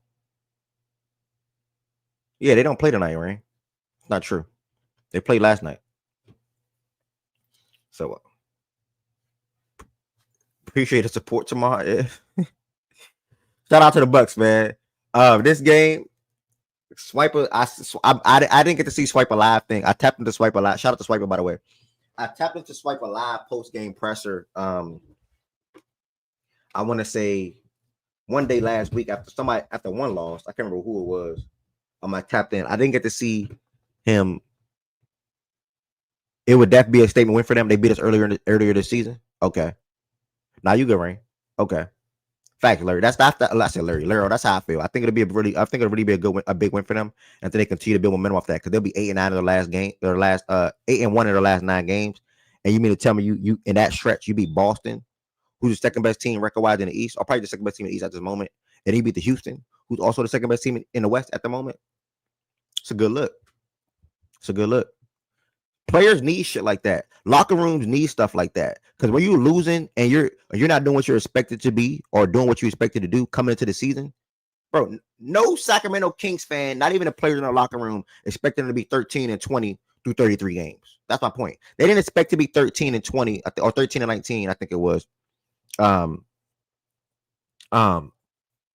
Whether it's 33 or 32 games. I think I'm doing that. Yeah, 32 games for 13-19. Then you pull off 7 in a row, right? And that helps the locker room. That helps the morale. That helps, everything, the chemistry, everything, the on court, all that helps. So then you mean to tell me you can beat that Rockets team? They're not going to look into. They're not going to have player meetings or team dinners or talking on the airport. I said talking on the airport, talking on flights about what they done. You know what I'm saying? And where this season can get to and where this season can go. I'm not saying I believe it, but that's what they're gonna believe. Like, yeah, we was 13-19. We went on a 7-game winning streak. We beat Boston and Houston. Let's continue to lock in. Let's go, Doug. Let's go. You know what I'm saying? That's what Doug's gonna be instilling in them guys, bro. Doug Collins will be instilling that in them guys 1,000%. Speaking of another team that's rounding into form, rounding into shape, the Denver Nuggets, bro. I mean, if you ask me, when it's all said and done, I still think they're going to be one of them teams that's going to be a tough out in a series, because you have to go against Jokic in a 7-game series, right? I know we've seen Minnesota pull off an amazing shit last year. Like, I mean, to be down 20, I think whatever it was in that game 6, and you pull off the win, impressive, amazing. If Jamal Murray, granted, he's not going to play like how he did last night too often. Probably not. I don't know. A 45 ball for Jamal Murray, and allowed Jokic to just get a calm, cool triple-double. Played 29 minutes, shot the ball 7 times, and had a triple-double. You know what I'm saying? So, MPJ, 13 points, 3 for 4 from 3. What you need out of him. Malone said Aaron Gordon is going to be on an extensive minutes restriction. He said so. That 18 minutes we've seen from Aaron Gordon last night, he's probably gonna be fluctuating between 15 and 22, 15 and 23 on most nights. And if I had to assume, if he's gonna be on an extensive minutes restriction, they'll probably continue to bring him off the bench for right now. He'll probably come off that if I had to, like, probably around All-Star break or whatever the case may be. or probably before All-Star break, whatever the case may be. But he said yesterday he'll be on an extensive minutes restriction. Really just shout out to Jamal Murray. They're 24-15. I remember even them, they had a shaky start. Let me actually pull it up. How their season been going this year. Come on, man. Jamal motherfucking Murray, man. Guys sold they stock too early, man. They don't want to stay down when niggas is playing a little bit terrible. This all the confidence booster for Jamal Murray. They got Houston tonight. That's gonna be one right there. That's gonna be one right there. And I think Jokic, that's gonna be a Jokic game. Jokic against Sengun, they got nothing for him. So yeah. So December. So at one point, December. I don't even know what date I clicked. At one point, they were 16-13. Period. They were 16-13, and now they're 24-15. So they won 8 out of their last 10 games, right? If I'm doing that correctly. Yeah, I think they won 8 out of their last 10. Hold on, am I doing that correctly? Yeah. I'm sorry, y'all. Burnt moment. Bear with me. I'm tired. But they won 8 out of their last 10 games. So like I said, they're starting to pick things up themselves, and they locked in. And tonight is going to be, they want a 4-game winning streak. They're playing against who is perceived to be record standing wise. I don't know how everybody in here feel about them, but standing wise, they're the second best team in the conference, in their respective conference, in the Houston Rockets. They're coming off a back-to-back. They're at home. 8-2 in their last 10, all wins by 10 plus. See, that's impressive. See, stats like that is impressive to me. 13-point win, 11-point win, 19-point win, 11-point win, 23-point win, 19-point win, 11-point win, 19-point win. That's why I love context. I love the context. You know what I'm saying? So I'm gonna be super duper locked into this game tonight. What's the word? I just had to come up here, man, because you did it 3-4 times now. And like I told you yesterday, you stay slick, nigga. You always trying to slide something in. They record-wise, second best record-wise. I don't know how everybody feel about it. You said that 3-4 times, man. The record speak for itself. Your record tells you who you are, right? Right? At this point in the season, yes. Okay, so why we got to try to figure out if we real or not, nigga? You know it's real. Matter of fact, see, this is the problem right here. A week and a half ago, 2 weeks ago, I don't know what it was, but you came in here and said, nah, it was about a week ago. It's fresh. You said, you know what? These Rockets for real, man. I'm not messing with them no more. I'm done. I'm not messing with them. I believe it. The hell with that. Y'all can mess with them if you want to. I'm not messing with them no more. That might have been verbatim. Right? And so now you come in here see, that's why you're going to continue to lose money to me. Because and that's my job as an OG of this community is to learn young cats, right? And so I done took you through 3-4 lessons over the last couple of weeks, and you ain't learned a damn thing. You ain't learned nothing. Matter of fact, I taught you learned, and now you back to where you was. Stop doing that, El. When you learn a lesson, learn it and take heed. Otherwise, you're gonna have to face the same consequences again sometime later on in the future. And your future is tonight because you already made the bet and we locked in. I told you to stop messing with my rights. My point for coming up here and I'm finna get down is that you keep saying the same old thing. I don't know how everybody feel about it. You know how you feel about it. At least like you know how you should feel about it. And can't nobody in here say that record is false, it's not real, it's phony, it don't look right, it's fabricated. You can't say none of that. Now let me step back down here. Now proceed there. I just wanted to give you that's OG tip of the day. I kept hearing you saying that, so I just want to come up here and clarify that. Go ahead on, man. Carry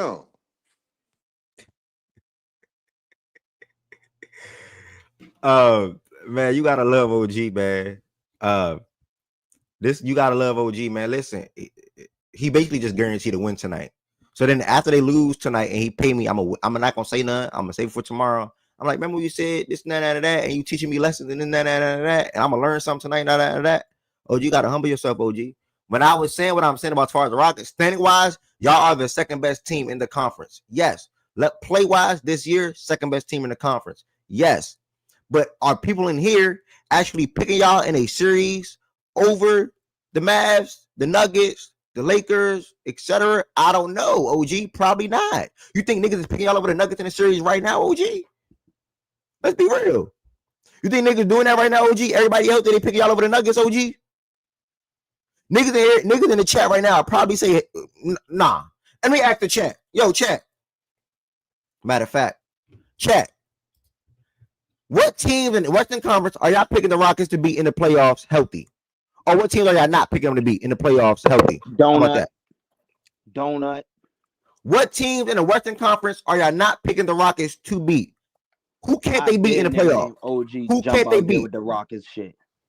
That's what I want to know real quick, y'all. Can some people answer that real quick? Who y'all think the Rockets cannot beat in the playoffs? So Nuggets in 4, Lakers in 6. Lakers in 5, Nuggets broomsticks. What should the poll question be? Everyone besides OKC, Nuggets, Dallas, and Mini. I think they probably can beat Mini. Will be a tough one, but yes, I agree with your first 3. They're not beating Mini. Who ain't gonna stop for my boy Big Rudy? Of course, you start with second San Antonio. Come on now, we beat Memphis. I don't know. Memphis would be a tough series. I don't know, but like that's all I was going with that. First of all, never mind. Yeah, y'all the second. The Suns, CJ, the Suns, the Rockets might upset the Suns. The same way we seen the Wolves, because I remember this series was like 50-50, or more people lean KD and Booker over Mini last year. To be honest, I think the Rockets may upset the Suns. Like I think people will look at the Suns like KD and Booker probably pull it off. I think the Rockets may be able to upset the Suns, personally. But again, when the playoffs come around, you need that nitty gritty. You need that star player. You need that guy that's going to take your team to the next level. You need that guy that's going to win in freaking series. And OG can say it. They don't have one of them guys. And what I mean by that, and why I'm saying that,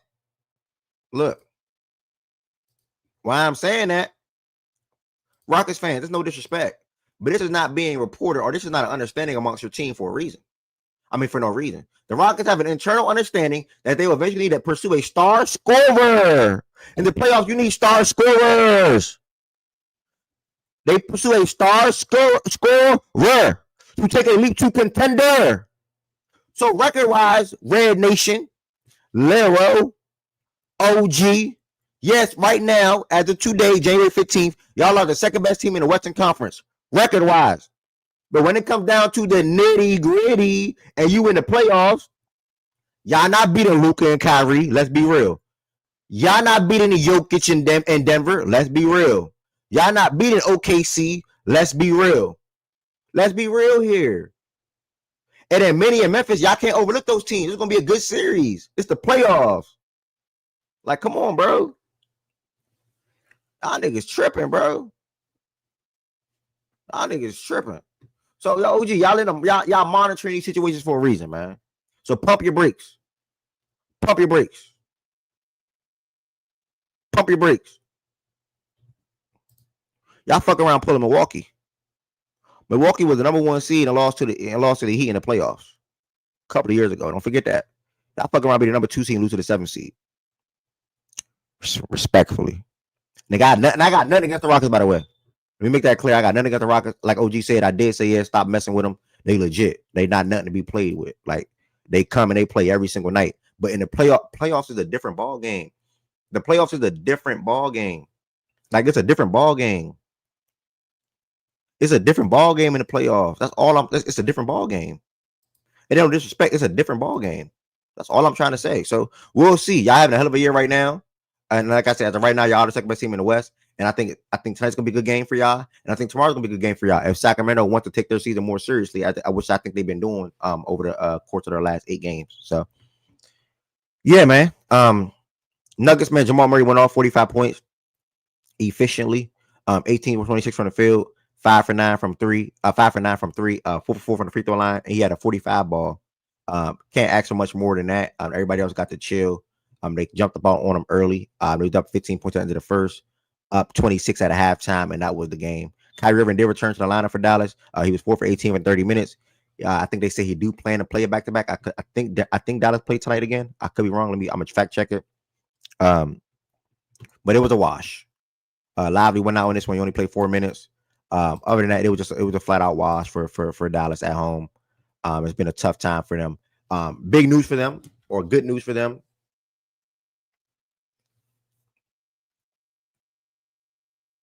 Hold on.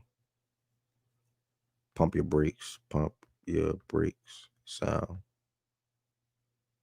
Lorenzo, the thing about the soundboard is like I can't use the soundboard here for real. My soundboard is installed through my computer. I put it through my OBS, right? So like when I'm live on TikTok and Twitch, they can hear it more clear if I go live through OBS. But you guys not gonna be able to hear it because unless it comes out of my computer, and y'all say it's not that loud. So it's like it's a little bummer. You know what I'm saying? It's a little tough. I can do this. I can hold on. There must be a way for you to do it. I know. I'm hoping so. I like maybe like on a browser or something. I gotta look into it some more. I'll look into it some more. But look, like this is gonna be low for y'all. Like that's low, right? I think that's low.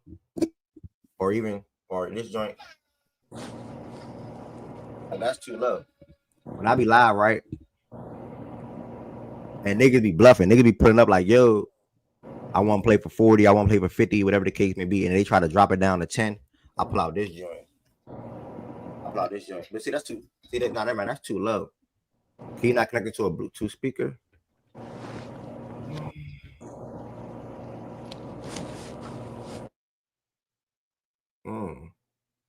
Maybe I could connect it to a speaker.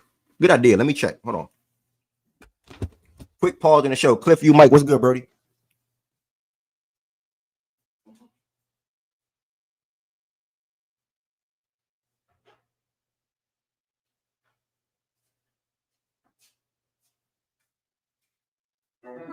Power on. Let's see. Matter of fact, bro, that's gonna take too much time. I'm gonna have to connect my speaker, try to connect my speaker to my computer. That's gonna take too much time. Honestly. Oh wait, let me just do this. Bluetooth pairing. Hold on. I'll figure it out either way. But if it do work, I'm gonna just use this. And good idea how like it'll work out. Power off. So I will monitor that today. But as you see, it's been me talking the whole time today, which actually feels good, bro. I ain't gonna lie to you. Like you obviously will typically have 5, 10, 7, 8 people on the stage, but I'm enjoying being able to, because one, I had 5 hours of sleep. So if say Wes was up here or Heaven Center or whoever was up here, D-Mac, Z-Farm, or whoever, and they was talking, I probably would have been like this. Like I probably would have been like, nigga would have been snoring. Like I probably would have been like, you know what I'm saying, back in my chair. But I've been talking for an hour and 40 minutes straight, and I love it. Like I ain't gonna lie, this actually feels good. Where the yaps at, bro? We gotta get this nigga. Nah, we good. I'm cool off yaps today. I'm good. We don't need no yaps. We don't need no yaps. I'm good. The nigga highlight good. On you shit. The Rockets are good. I'm gonna look into it tonight, highlight or today. He said, yeah. Barry, okay, cool guy. Last game of the night, man. Last game of the night, dog. Last game of the night. Last game of the night. Last game of the night. Last game of the night. Cliff, you Mike in here trying to get jokes. Shout out to Cliff, you Mike, man. Let me put that on the screen. If y'all could laugh at this message, y'all probably would. I'm mad y'all can't laugh at it. Like I'm mad it's not a group chat where y'all can click haha, or it's not a Twitter chat where y'all can put the laugh emoji on it. Like I wish it was some way that y'all can laugh at this message. Shout out to Cliff, you Mike, man. I guess he's a funny guy. Last game of the night. School went off last night. I think he had 25 at halftime. Finished the night with 39. And it's a blessing, dog. You know what I'm saying? It's a blessing. I'm happy for the guy. He got to start last night alongside Shaden, which I want the backcourt to be. I want Anthony out the way. You know what I'm saying? I want Anthony out the way, and I want it to blossom or grow with Scoot, Shaden, Donovan, etc. Anthony did play. I'm sorry. I'm looking right at the box when I said Anthony was out the way. He got to start regardless. They went with 3 guards. Started Scoot and Anthony. But like I said, Anthony needs to get out the way. Scoot had his best game of his career because he did something that he probably would not do too often. I'm going to be completely honest. Nigga was 8 for 10 from 3. That is not Scoot bag. That is not who Scoot is. He had a hot night. Yeah, we just put it like that. He had a hot night. Whenever Scoot can get 24 points off of 3 point shots, or 3-point makes, that's a blessing. That's not Scoot Henderson. Probably that is still one of the big things he needs to improve on his game. But I'm not taking away from his night last night. End of the day, he still had to knock down a shot. He had 39 points, 13 for 18 from the field, 8 for 10 from 3, 5 for 8 from the free throw line, and Shaden followed it up with 21 points. And Kamara came in with 23 points, with 7 for 21 from the field, and was 4 for 11 from 3. Brooklyn got the win. D'Angelo Russell returned back to the lineup. He had 13 points and 9 assists off the bench. Day'Ron Sharpe gave him 8. Jalen Wilson, Hooper from Kansas, he gave him 14 off the bench. Keon Johnson had a good game. Cameron Johnson continues to perform. And Noah Clowney as well. He's also been getting a lot of minutes as well. With or without Nick Claxton in the lineup. He had 4 for 7 from 3 last night. He gave him 20 points. Nets. Excuse me, I'm sorry. Portland can run a pick and roll to save their lives. The Nets need to go ahead and make a move. Like, they need to hurry up and go ahead and get Cam up out of there. They don't want to put themselves in a position where they're winning too many games because they're going to have a lot of cap space this offseason, probably for the foreseeable future. And try to get as many assets as possible. Start that rebuild. Start that process. You feel me, Kenny? They messing up the tank. Start that process. Start that journey. Because they're definitely heading in that direction. So I guess you can say solid win for the Nets. I'm more so focused on today. Hey, bro, let me say this. I'm not gonna lie. God damn. People gonna blame Chauncey Billups for that. But, bro, if you watch the Portland Trailblazers play basketball, you're gonna tell yourself, this is the worst basketball team I've ever seen. That's the worst NBA team I've seen in a long time since the freaking Bobcats. The Wizards last year? No, I ain't gonna lie. No. Nah, the process. Listen, the Blazers The were Wizards terrible. were. I ain't gonna lie. Yeah, the Wizards were rebuilding bad. Philly but team bro, wasn't worse. This team, this Blazers team is absolutely terrible. I can't sit and watch that game. But they can be anybody on any given night. But got Shaden Sharpe, Scoot, what's it called? Anthony. Like, granted, look, Scoot did what Scoot hit 7 Tracy's. Like, they got a lot of guys, but bro. like, yeah, they got a lot of solid guys, but they don't do a damn thing. Even Klingon has some potential. Nigga, we was watching this game last night in here in the what's it called? In fact, it's that what's it called in the playback. Nigga, I'm not gonna hold you. I came out this game thinking, bruh, if they gave my dog Scoot a little bit more touches, how differently would they look? Like, they're already a bad team. Why not just go full on rebuild? Let Scoot develop. You feel me? Let him put the ball in his hands. He might. I don't know. I see some potential in him. Yeah. So yeah, I mean, it is what it is. It is what it is. Something to monitor, I guess. But no, we're not really nothing to monitor. Let me not lie. But it is what it is. That's the whole entire slate. My goodness. That's the whole entire slate. I gotta keep going. I gotta keep talking. Whew. My body gonna break down that tour. I know I'm gonna crash out in an hour and a half. I know I'm gonna crash. Yeah, where's Sly at? Bro, it's only 5 hours. Yeah, I'm not like you do. I don't operate off 5 hours of sleep or 3 hours of sleep. I don't do what you do. You take 2-minute naps and 5-minute naps and think you had a good night. Before I go ahead and try to conduct some rankings real quick with myself and whoever else want to participate. Games to look forward to tonight. Knicks, New York on ESPN. We have an ESPN doubleheader. Knicks versus New York. We also get to see Ant versus Curry again. We also got 2 games starting at the 8 and 9 o'clock hour that should be prioritized, in my opinion, for sports fans. You got the Spurs versus the Grizzlies coming up at 8 p.m. I think that's going to be a good game. Spurs are coming off of a big win or a good win against the Lakers, and the Grizzlies are coming off a game where they pretty much sold against the Rockets. And then you got the Rockets traveling to Denver, who I watched the Knicks versus New York. See, I'm telling you. No. That's a Knick. No. And that's a.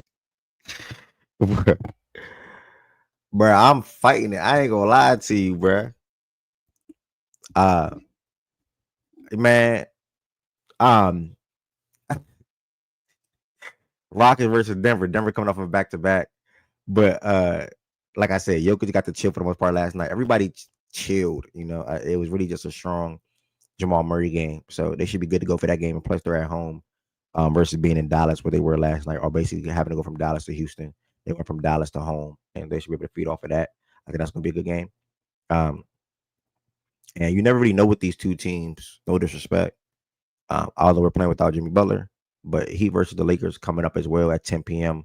to close out the night, and the last game is the Clippers versus the Nets. So I like this slate. It looks pretty good in my opinion. It's a couple of games to watch. You definitely get to see. We also get to see Paolo and Giannis potentially go at it again today. That's at the 8 o'clock hour, and then the Hawks and Bulls should be a fun, high-scoring game. The Hawks and the Bulls should be a fun, high-scoring game. I'm burnt if I say Knicks versus Knicks. The Hawks and Bulls played 2 weeks ago, and that score was 141 to 133. They played November 22nd, 136 to 122, and then they played November 9th, 125 to 113. Gambling folks, look at this game. Gambling folks, look at this game. Obviously, it's going to be a high-scoring game. Obviously, guys are going to be performing. Both teams are actually coming off of a back-to-back too, or on a back-to-back, I should say.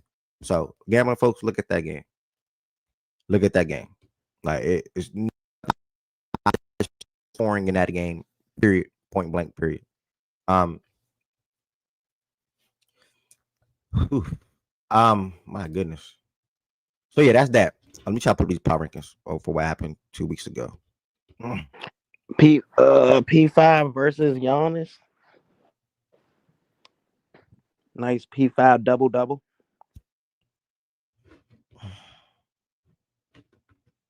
My goodness. And again, everybody that's in here so far, y'all, thank you all 45 of y'all. Because y'all been listening to me talk for an hour and 50 minutes. But a couple of chimes in from BJ and a couple of chimes in from Tween. And a spot minute from Blow Brady.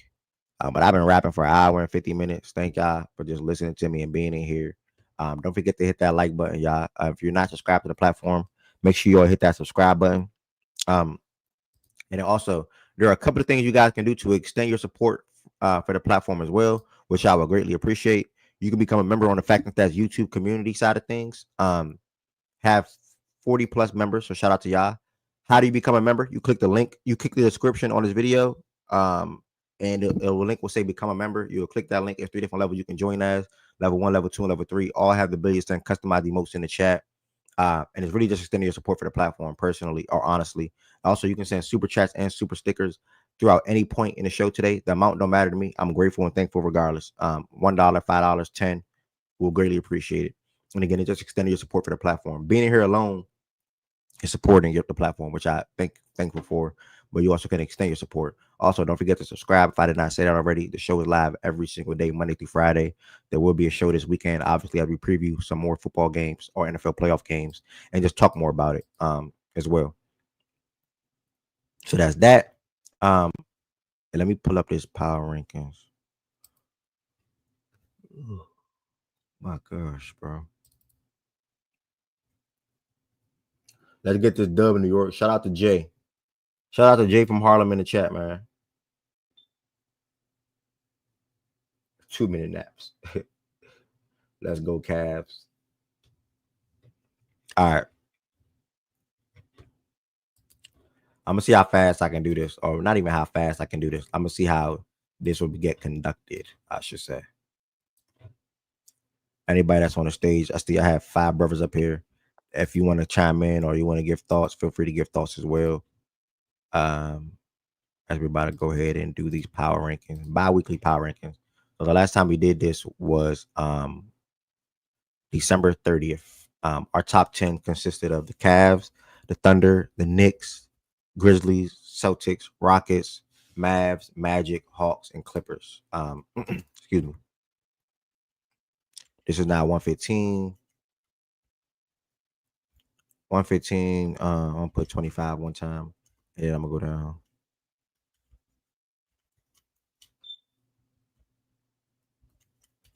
Yeah.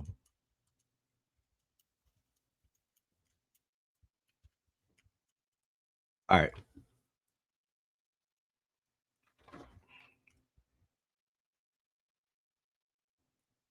All right, so anybody that's new here, y'all, this is the Fact and Stats bi-weekly NBA Power Rankings. The criteria goes from October 22nd to now, so say October 22nd to present. More weight on recent games. What have you done in your last 10? What have you done in your last 5? That stands out. That means a little bit more. Strength of schedule. Who have you played? Who have you beat? Who have you lost to? What wins are more impressive? What wins are less impressive? Same thing. I think this tied with strength of schedule, to be honest, as far as win-loss performance. Yeah, it actually ties together a little bit. Let me put a next to that as well. Strength of schedule, win-loss performance. Strength of schedule, win-loss performance. And then injuries for games during stretch. So injuries only matter for the games during the stretch. Injuries only matter for the game during the stretch. Derek Lively is listed as without a timetable for return with that sprained ankle that he suffered last night. So speedy recovery for Derek Lively. Dallas been getting hampered with injuries this season. But as we get into this now, I think the top 2 stay the same. I think most people will agree. Cavs, Thunder. Thunder actually beat the Cavs on the stretch as well. For me, I do have a shift at 3. My 3 will be the Rockets. Wait, hold on.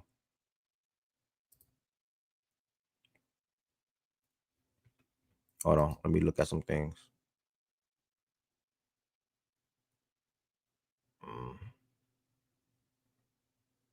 Yeah, I just think. Hold on. Let me look at something.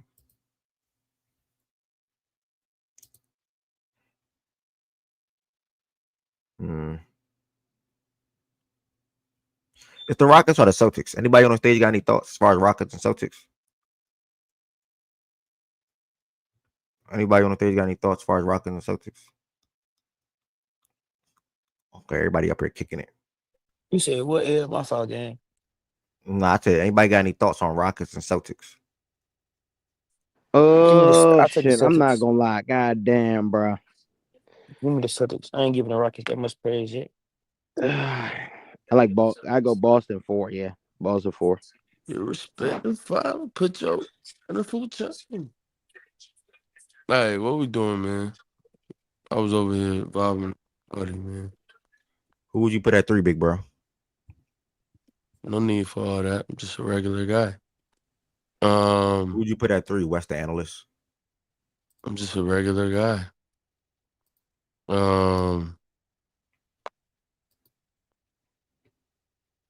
I'm rocking Rockets, man. About time. Yeah,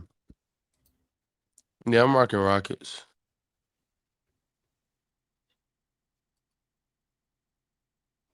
But I mean, it is the whole season, so if somebody wanted to say, well, I ain't gonna lie, the but Celtics started Boston. the rebound, it was cool.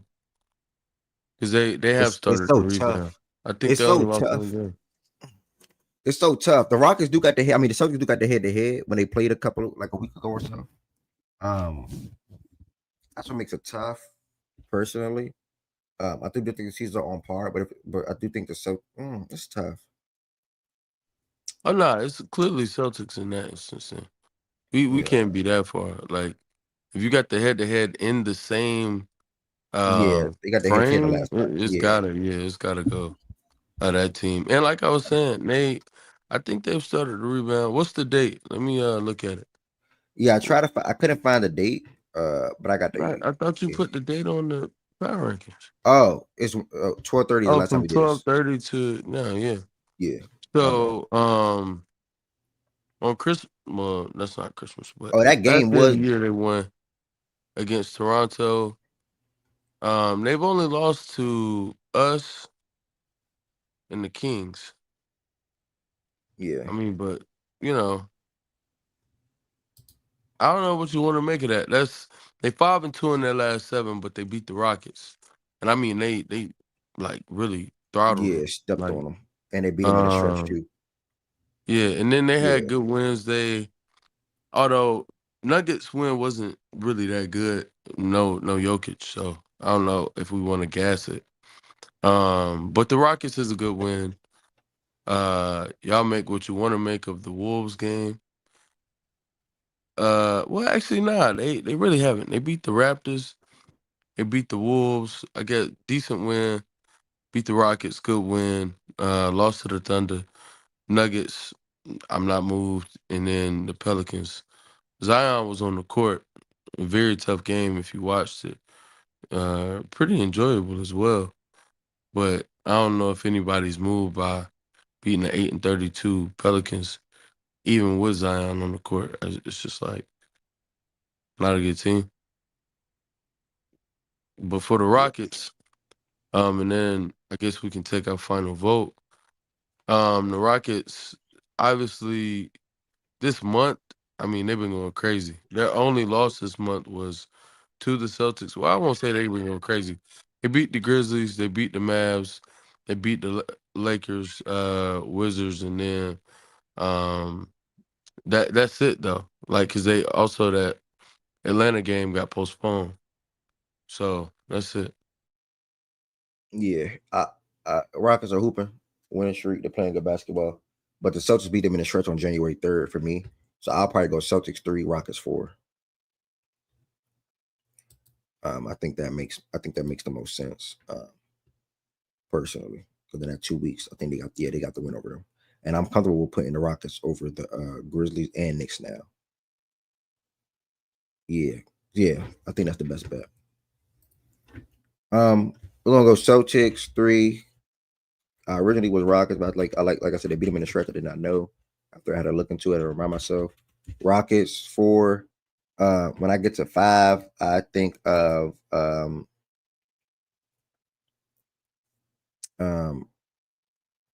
not gonna lie to you, bruh.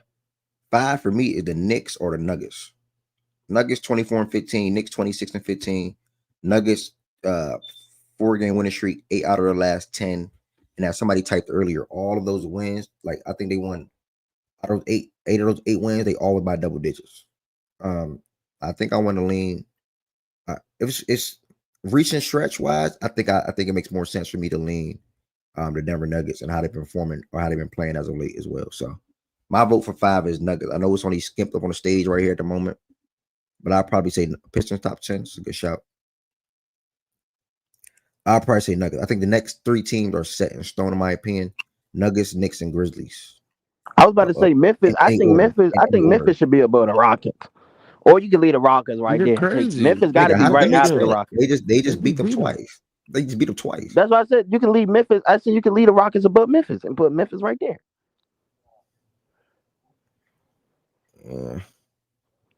I ain't gonna lie. That's two. Memphis down bad for them 2 losses. I ain't gonna lie. I think Denver did enough ground to make up to wherever Memphis you thought Memphis was. I think Denver is right there now. Like, yeah, Denver only has 1 legitimate loss in this stretch, which was against the Spurs. The loss against the Celtics, although it was a loss, Jokic wasn't on the court. Yeah, my vote is I'm saying Denver at 5 personally, and they still even competed with the Celtics. Yeah, I think it's Denver for me, and then it's going to come down to where do you slot Knicks and OKC? How do you feel about those teams? Because Grizzlies, they lost to the Kings. Hold on, wait. January 30th, December 30th was the last time we did this. All right, so start from the Grizzlies beat the Suns, lost to the Kings, lost to the Warriors, beat the Mavs, lost to the Rockets without Kyrie and Luka, lost to the Rockets twice, and beat the Wolves by 2. Okay. And the other team was the Knicks. What is that? Hold on. 1, 2, 3. That's 3 and 4. My goodness, let's hope the Knicks is better, so that's making my job easier. 3 and 4. Well, let's see. Damn, the Knicks are worse. Hold on. OKC, January 3rd. The Jazz, January 2nd. Hold on. The Wizards. All right, so we did it on December 30th. So I'm gonna count this one. So Wizards, Jazz, 2, 3, 4. The Knicks are 4 and 4. They beat the Wizards, Jazz, Raptors, and Bucks, but they lost to OKC, Bulls. No, they actually 4 and 5. Damn, that's tough, bro. Who been better this season than y'all? Then the Knicks or the Grizzlies? I mean, I would probably say the Grizzlies, but Currently, the Knicks may deserve the spot over there. Why you say that? I mean, because what's the record in the last few games since the They 30th? They both 5-5 since the 30th. They're 4-5, and the Grizzlies are. I forgot what I said they were. Oh, in that case, well, nah, I would say Grizzlies. But the Grizzlies are. Let me retell you the Grizzlies. Knicks 4-5 since January 30th. Bro, Knicks it's 4-5. December 30th. Yeah, I keep saying January. I'm tired, gang. Yeah, I keep saying. I keep saying that. That's my bad. I don't know why I keep doing that. That's my apologies. Weekend. So Knicks 4-5, right? And but they played 9 games since December 30th. Yeah, I think I did that right. I'm gonna recheck that. But the Grizzlies are 3-4. So Knicks 4-5, Grizzlies 3-4. The Grizzlies beat Suns, Mavs, and Wolves. So it's like and then they both 5-5 in their last 10. But they both been similar all season. Well, we had the Knicks ahead of the Grizzlies the last time we did this. Hold on. The Knicks should not be in this though. Okay, the Knicks are not a better basketball team than we are. No, I'm not. I give you the Rockets, but I'm damn sure not giving you the Knicks. And they played a lot of basketball this month. But they did go on a 3-game losing streak. Excuse me, lost to us, lost to the Bulls, lost to the Magic. But they, yeah. I mean, I don't know, bro. I wish the Grizzlies had one of the wins against the Rockets, bruh. But their wins this month have been Bucks, Raptors, Jazz, and Wizards. Bucks, Raptors, Jazz, and Wizards. Yeah, not one team with a winning record. No, that's not true. The Bucks have a winning record, but the rest of those teams don't. Yeah, but then we go Memphis since the 30th. They beat the Suns, which isn't really an impressive win anymore. Then they lost to the Kings, lost to the Warriors. Man, get both of these teams out of here. I don't even care what they did for the rest of the month. They lost to the Warriors, bruh. Nah, but they lost to the Rockets twice, beat the Wolves, beat the Mavs. Obviously, they're hobbled. Hasn't been impressive for either. So hold on. Didn't you just give the Nuggets that win over Dallas last night, and it's the same hobbled Dallas team? No, I spoke to last night. Kyrie played last night, but I also spoke to how Dallas been over their last 10 as well, and they're on a 4-game winning streak. This the Nuggets, yeah, Nuggets. I'm sorry, gang. But yeah, Kyrie played last night. They're on a 4-game winning streak. They're 8-2 in their last 10, and all those wins that they got came by double digits. So they're playing good basketball. They were 16-13 at a point, and now they're 24-15. So, I think Denver caught up to wherever Memphis was out west, as far as like level of play wise or standing wise, whatever case. Denver's right there now. So I think I'm comfortable enough with putting Denver over y'all at the moment, by how they've been playing. And again, this criteria is off of recent stretch of games as well. And recently they've been better or been performing better, I would say. I'm cool with the Nuggets. I'm cool with the Nuggets. I'm just not cool with that shit with the Knicks. The Knicks, hell no. I'm cool with either order. I think that's rooted. Yeah, Miles has a legitimate gripe. Like his team hasn't been good in this stretch either. But I mean, the Knicks truly. Now they did play us twice. Some Thunder Tax in that. But Thunder Tax. Yeah. Some Thunder Tax for sure. But I mean, Pistons. This your man's Magic got him. Yeah. This your boy, bro. Yeah, comedy, bro. What's comedy about it? Thunder Tax is funny, it's so bro. wild. Like playing the Thunder is losing, you get credit for it now. That's crazy. No, I didn't give him credit. I said there's some Thunder Tax in that though. Like it puts things in perspective because it's like, okay, you play, arguably the best team in the league. You lost twice. Well, tough. Memphis did have to play the best team in the league twice in the last, 2 weeks.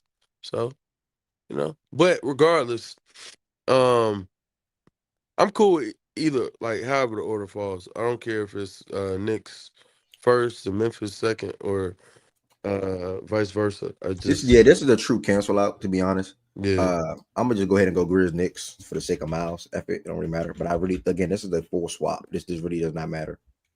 I will say, teams that are surging that we haven't gotten there yet, but we may need to keep an eye on around the back end of the 10. Got Detroit. They've been surging. It's really impressive what they've been doing. Indiana. And then you also have the Kings. All three of those teams have been surging. Orlando is what I mean. Well, surging. He said surging though. Yeah, I mean, yeah, I know. Yeah, I don't. I guess. Yeah. Indy's a good shout. Detroit's a good shout. And also the Kings is a good shot as well. All the teams have been surging, especially over the last 10, 7-3 for both, or 2 out of the 3, and 8-2 for the Pistons. When we get to 8, we got 3 more spots to go. We had the Hawks, Clippers, Magic, and Mavs up here last time. I don't think the Mavs make this list. To make it simple. I roll with the Orlando Magic.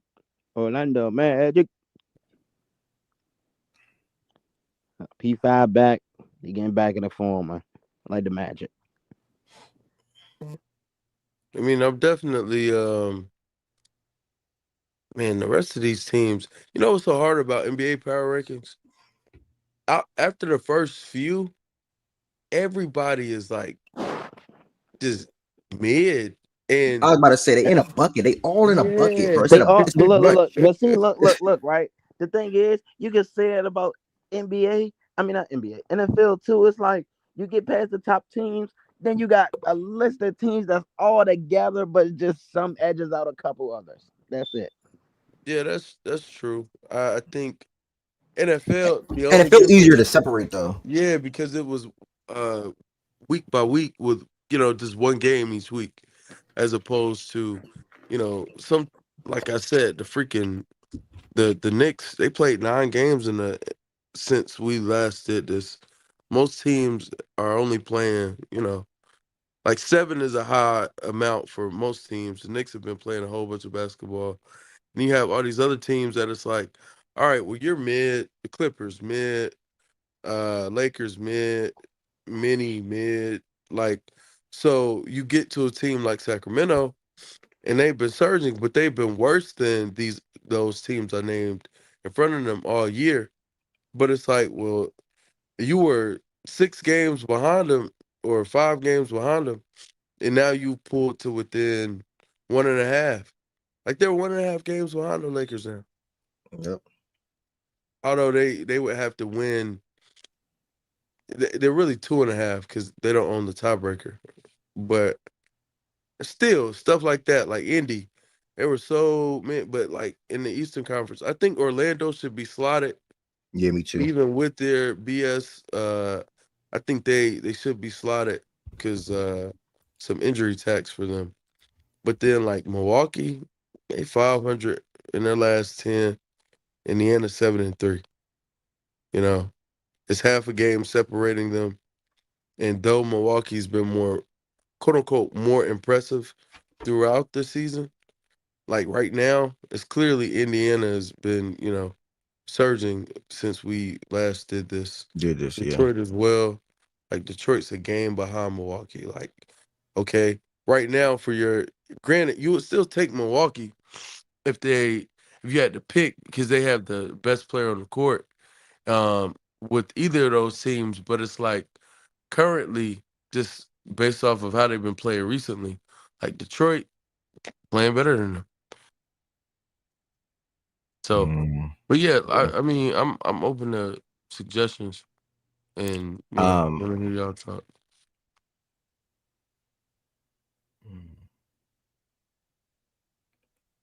Interesting. Power rankings wise, Detroit is a great shout. Indy's a great shout. Detroit 7-1. Their only loss is the Warriors, and I know they're kicking themselves off of that. That's Indy, or are you talking about that's Detroit? Detroit. They don't lose that game. Yeah. They undefeated this month. Detroit got to be slotted somewhere. Yeah, Detroit got to go. How do you feel about Detroit? Damn, this is tough.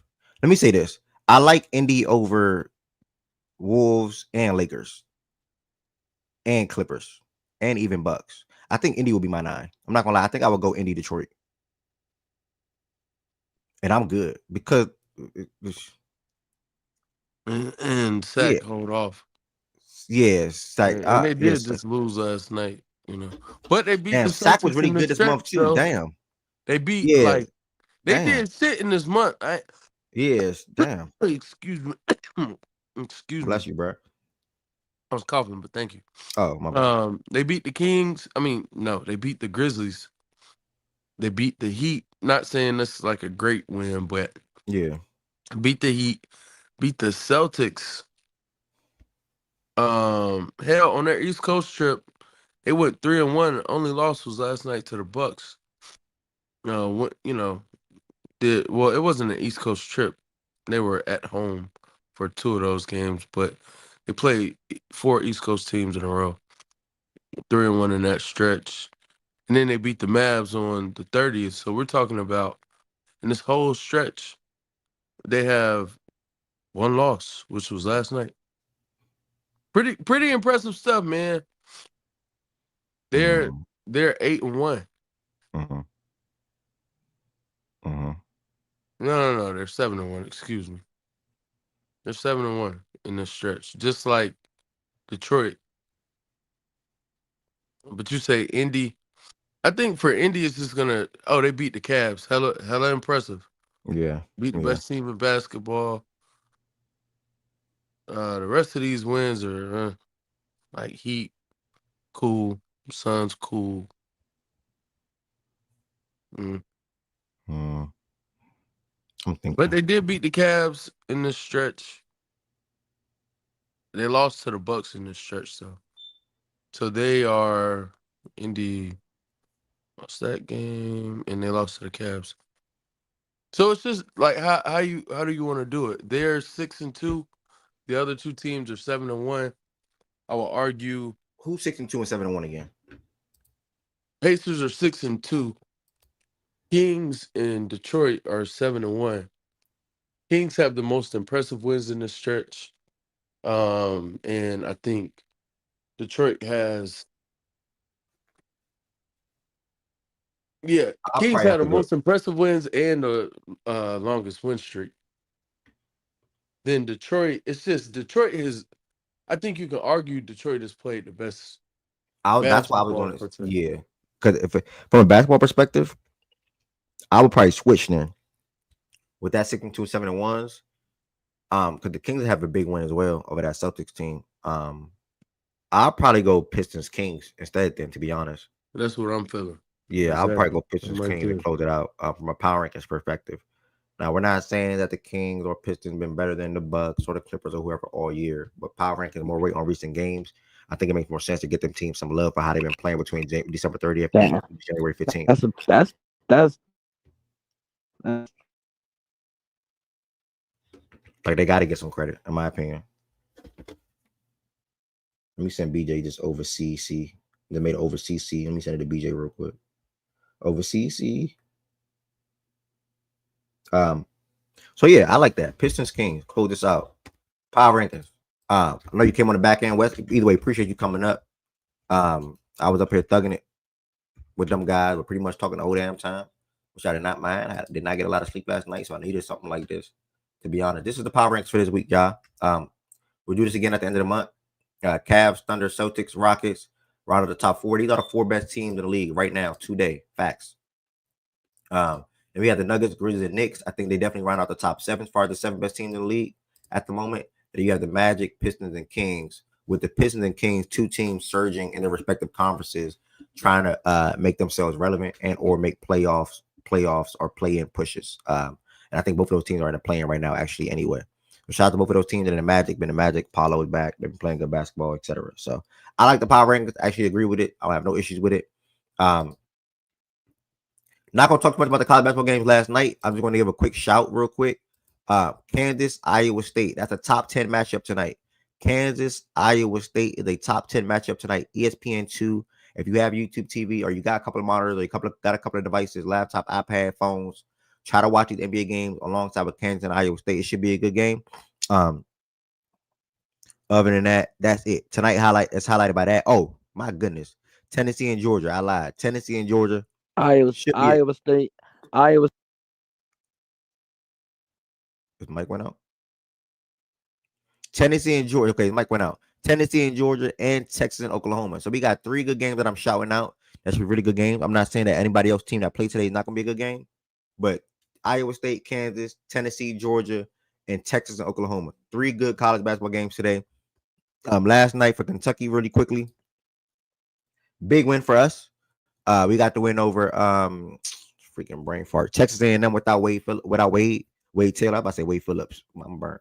Without Wade Taylor, it was a great Kentucky win. This is our 4th or 5th top 12 ranked win on the season. We're 5-0. I want to say in that department. Auburn blew out Mississippi State, continue to be the best team at the moment in SEC conference standing record wise. Duke took care of business against Miami, stepped on them by 35 points. Alabama was upset by Ole Miss, bro. At home, by the way. Alabama was home. They was upset by Ole Miss. Alabama was trying to go around, but Ole Miss. Ole Miss answered every single time. Or Marcus Sears had a bad game. Okay, I don't know what he was saying. But yeah, Ole Miss got the upset over Alabama. And then Mizzou, shout out to D-Mac and Mizzou. Upset over Florida. This is a big upset, actually. Upset over Florida. They got the win 83-82. I only can imagine what that game was like going down to the wire. Mad I missed it. What else? Illinois took care of business against Indiana. But in Arizona, I shouted out how they've been playing basketball really over the last month, to be honest, at this point. Last month, last 2-3 weeks. Big win for them in their season, how they've been playing basketball as of late over Baylor.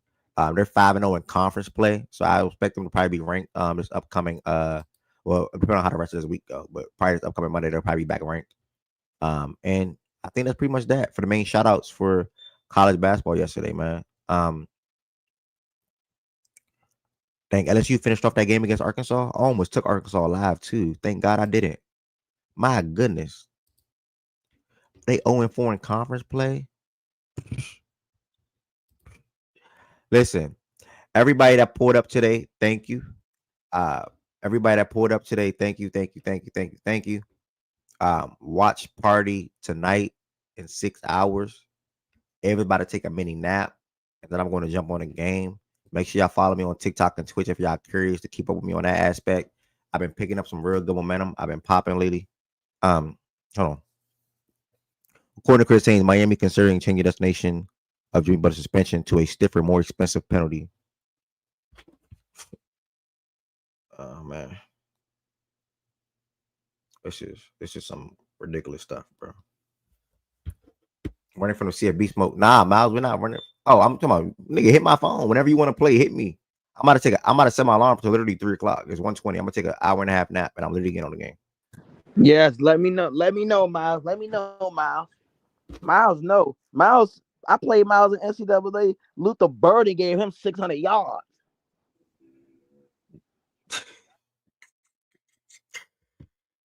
So yeah, I'm about to cook some food.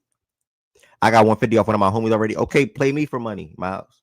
I don't even play NCAA I don't even play that game. Yes, period. Miles, yes. Okay, I'm here, Miles. Yes. You ready? Fuck. Yeah, I'm not your homie, nigga. I fucking beat you by fucking 50. I ain't your homie, nigga. Everybody that came through to the show today, thank y'all so much, man. Truly appreciated support. It was right around my ballpark of 2-3 hours. And I'll be back tomorrow, well rested, more energized.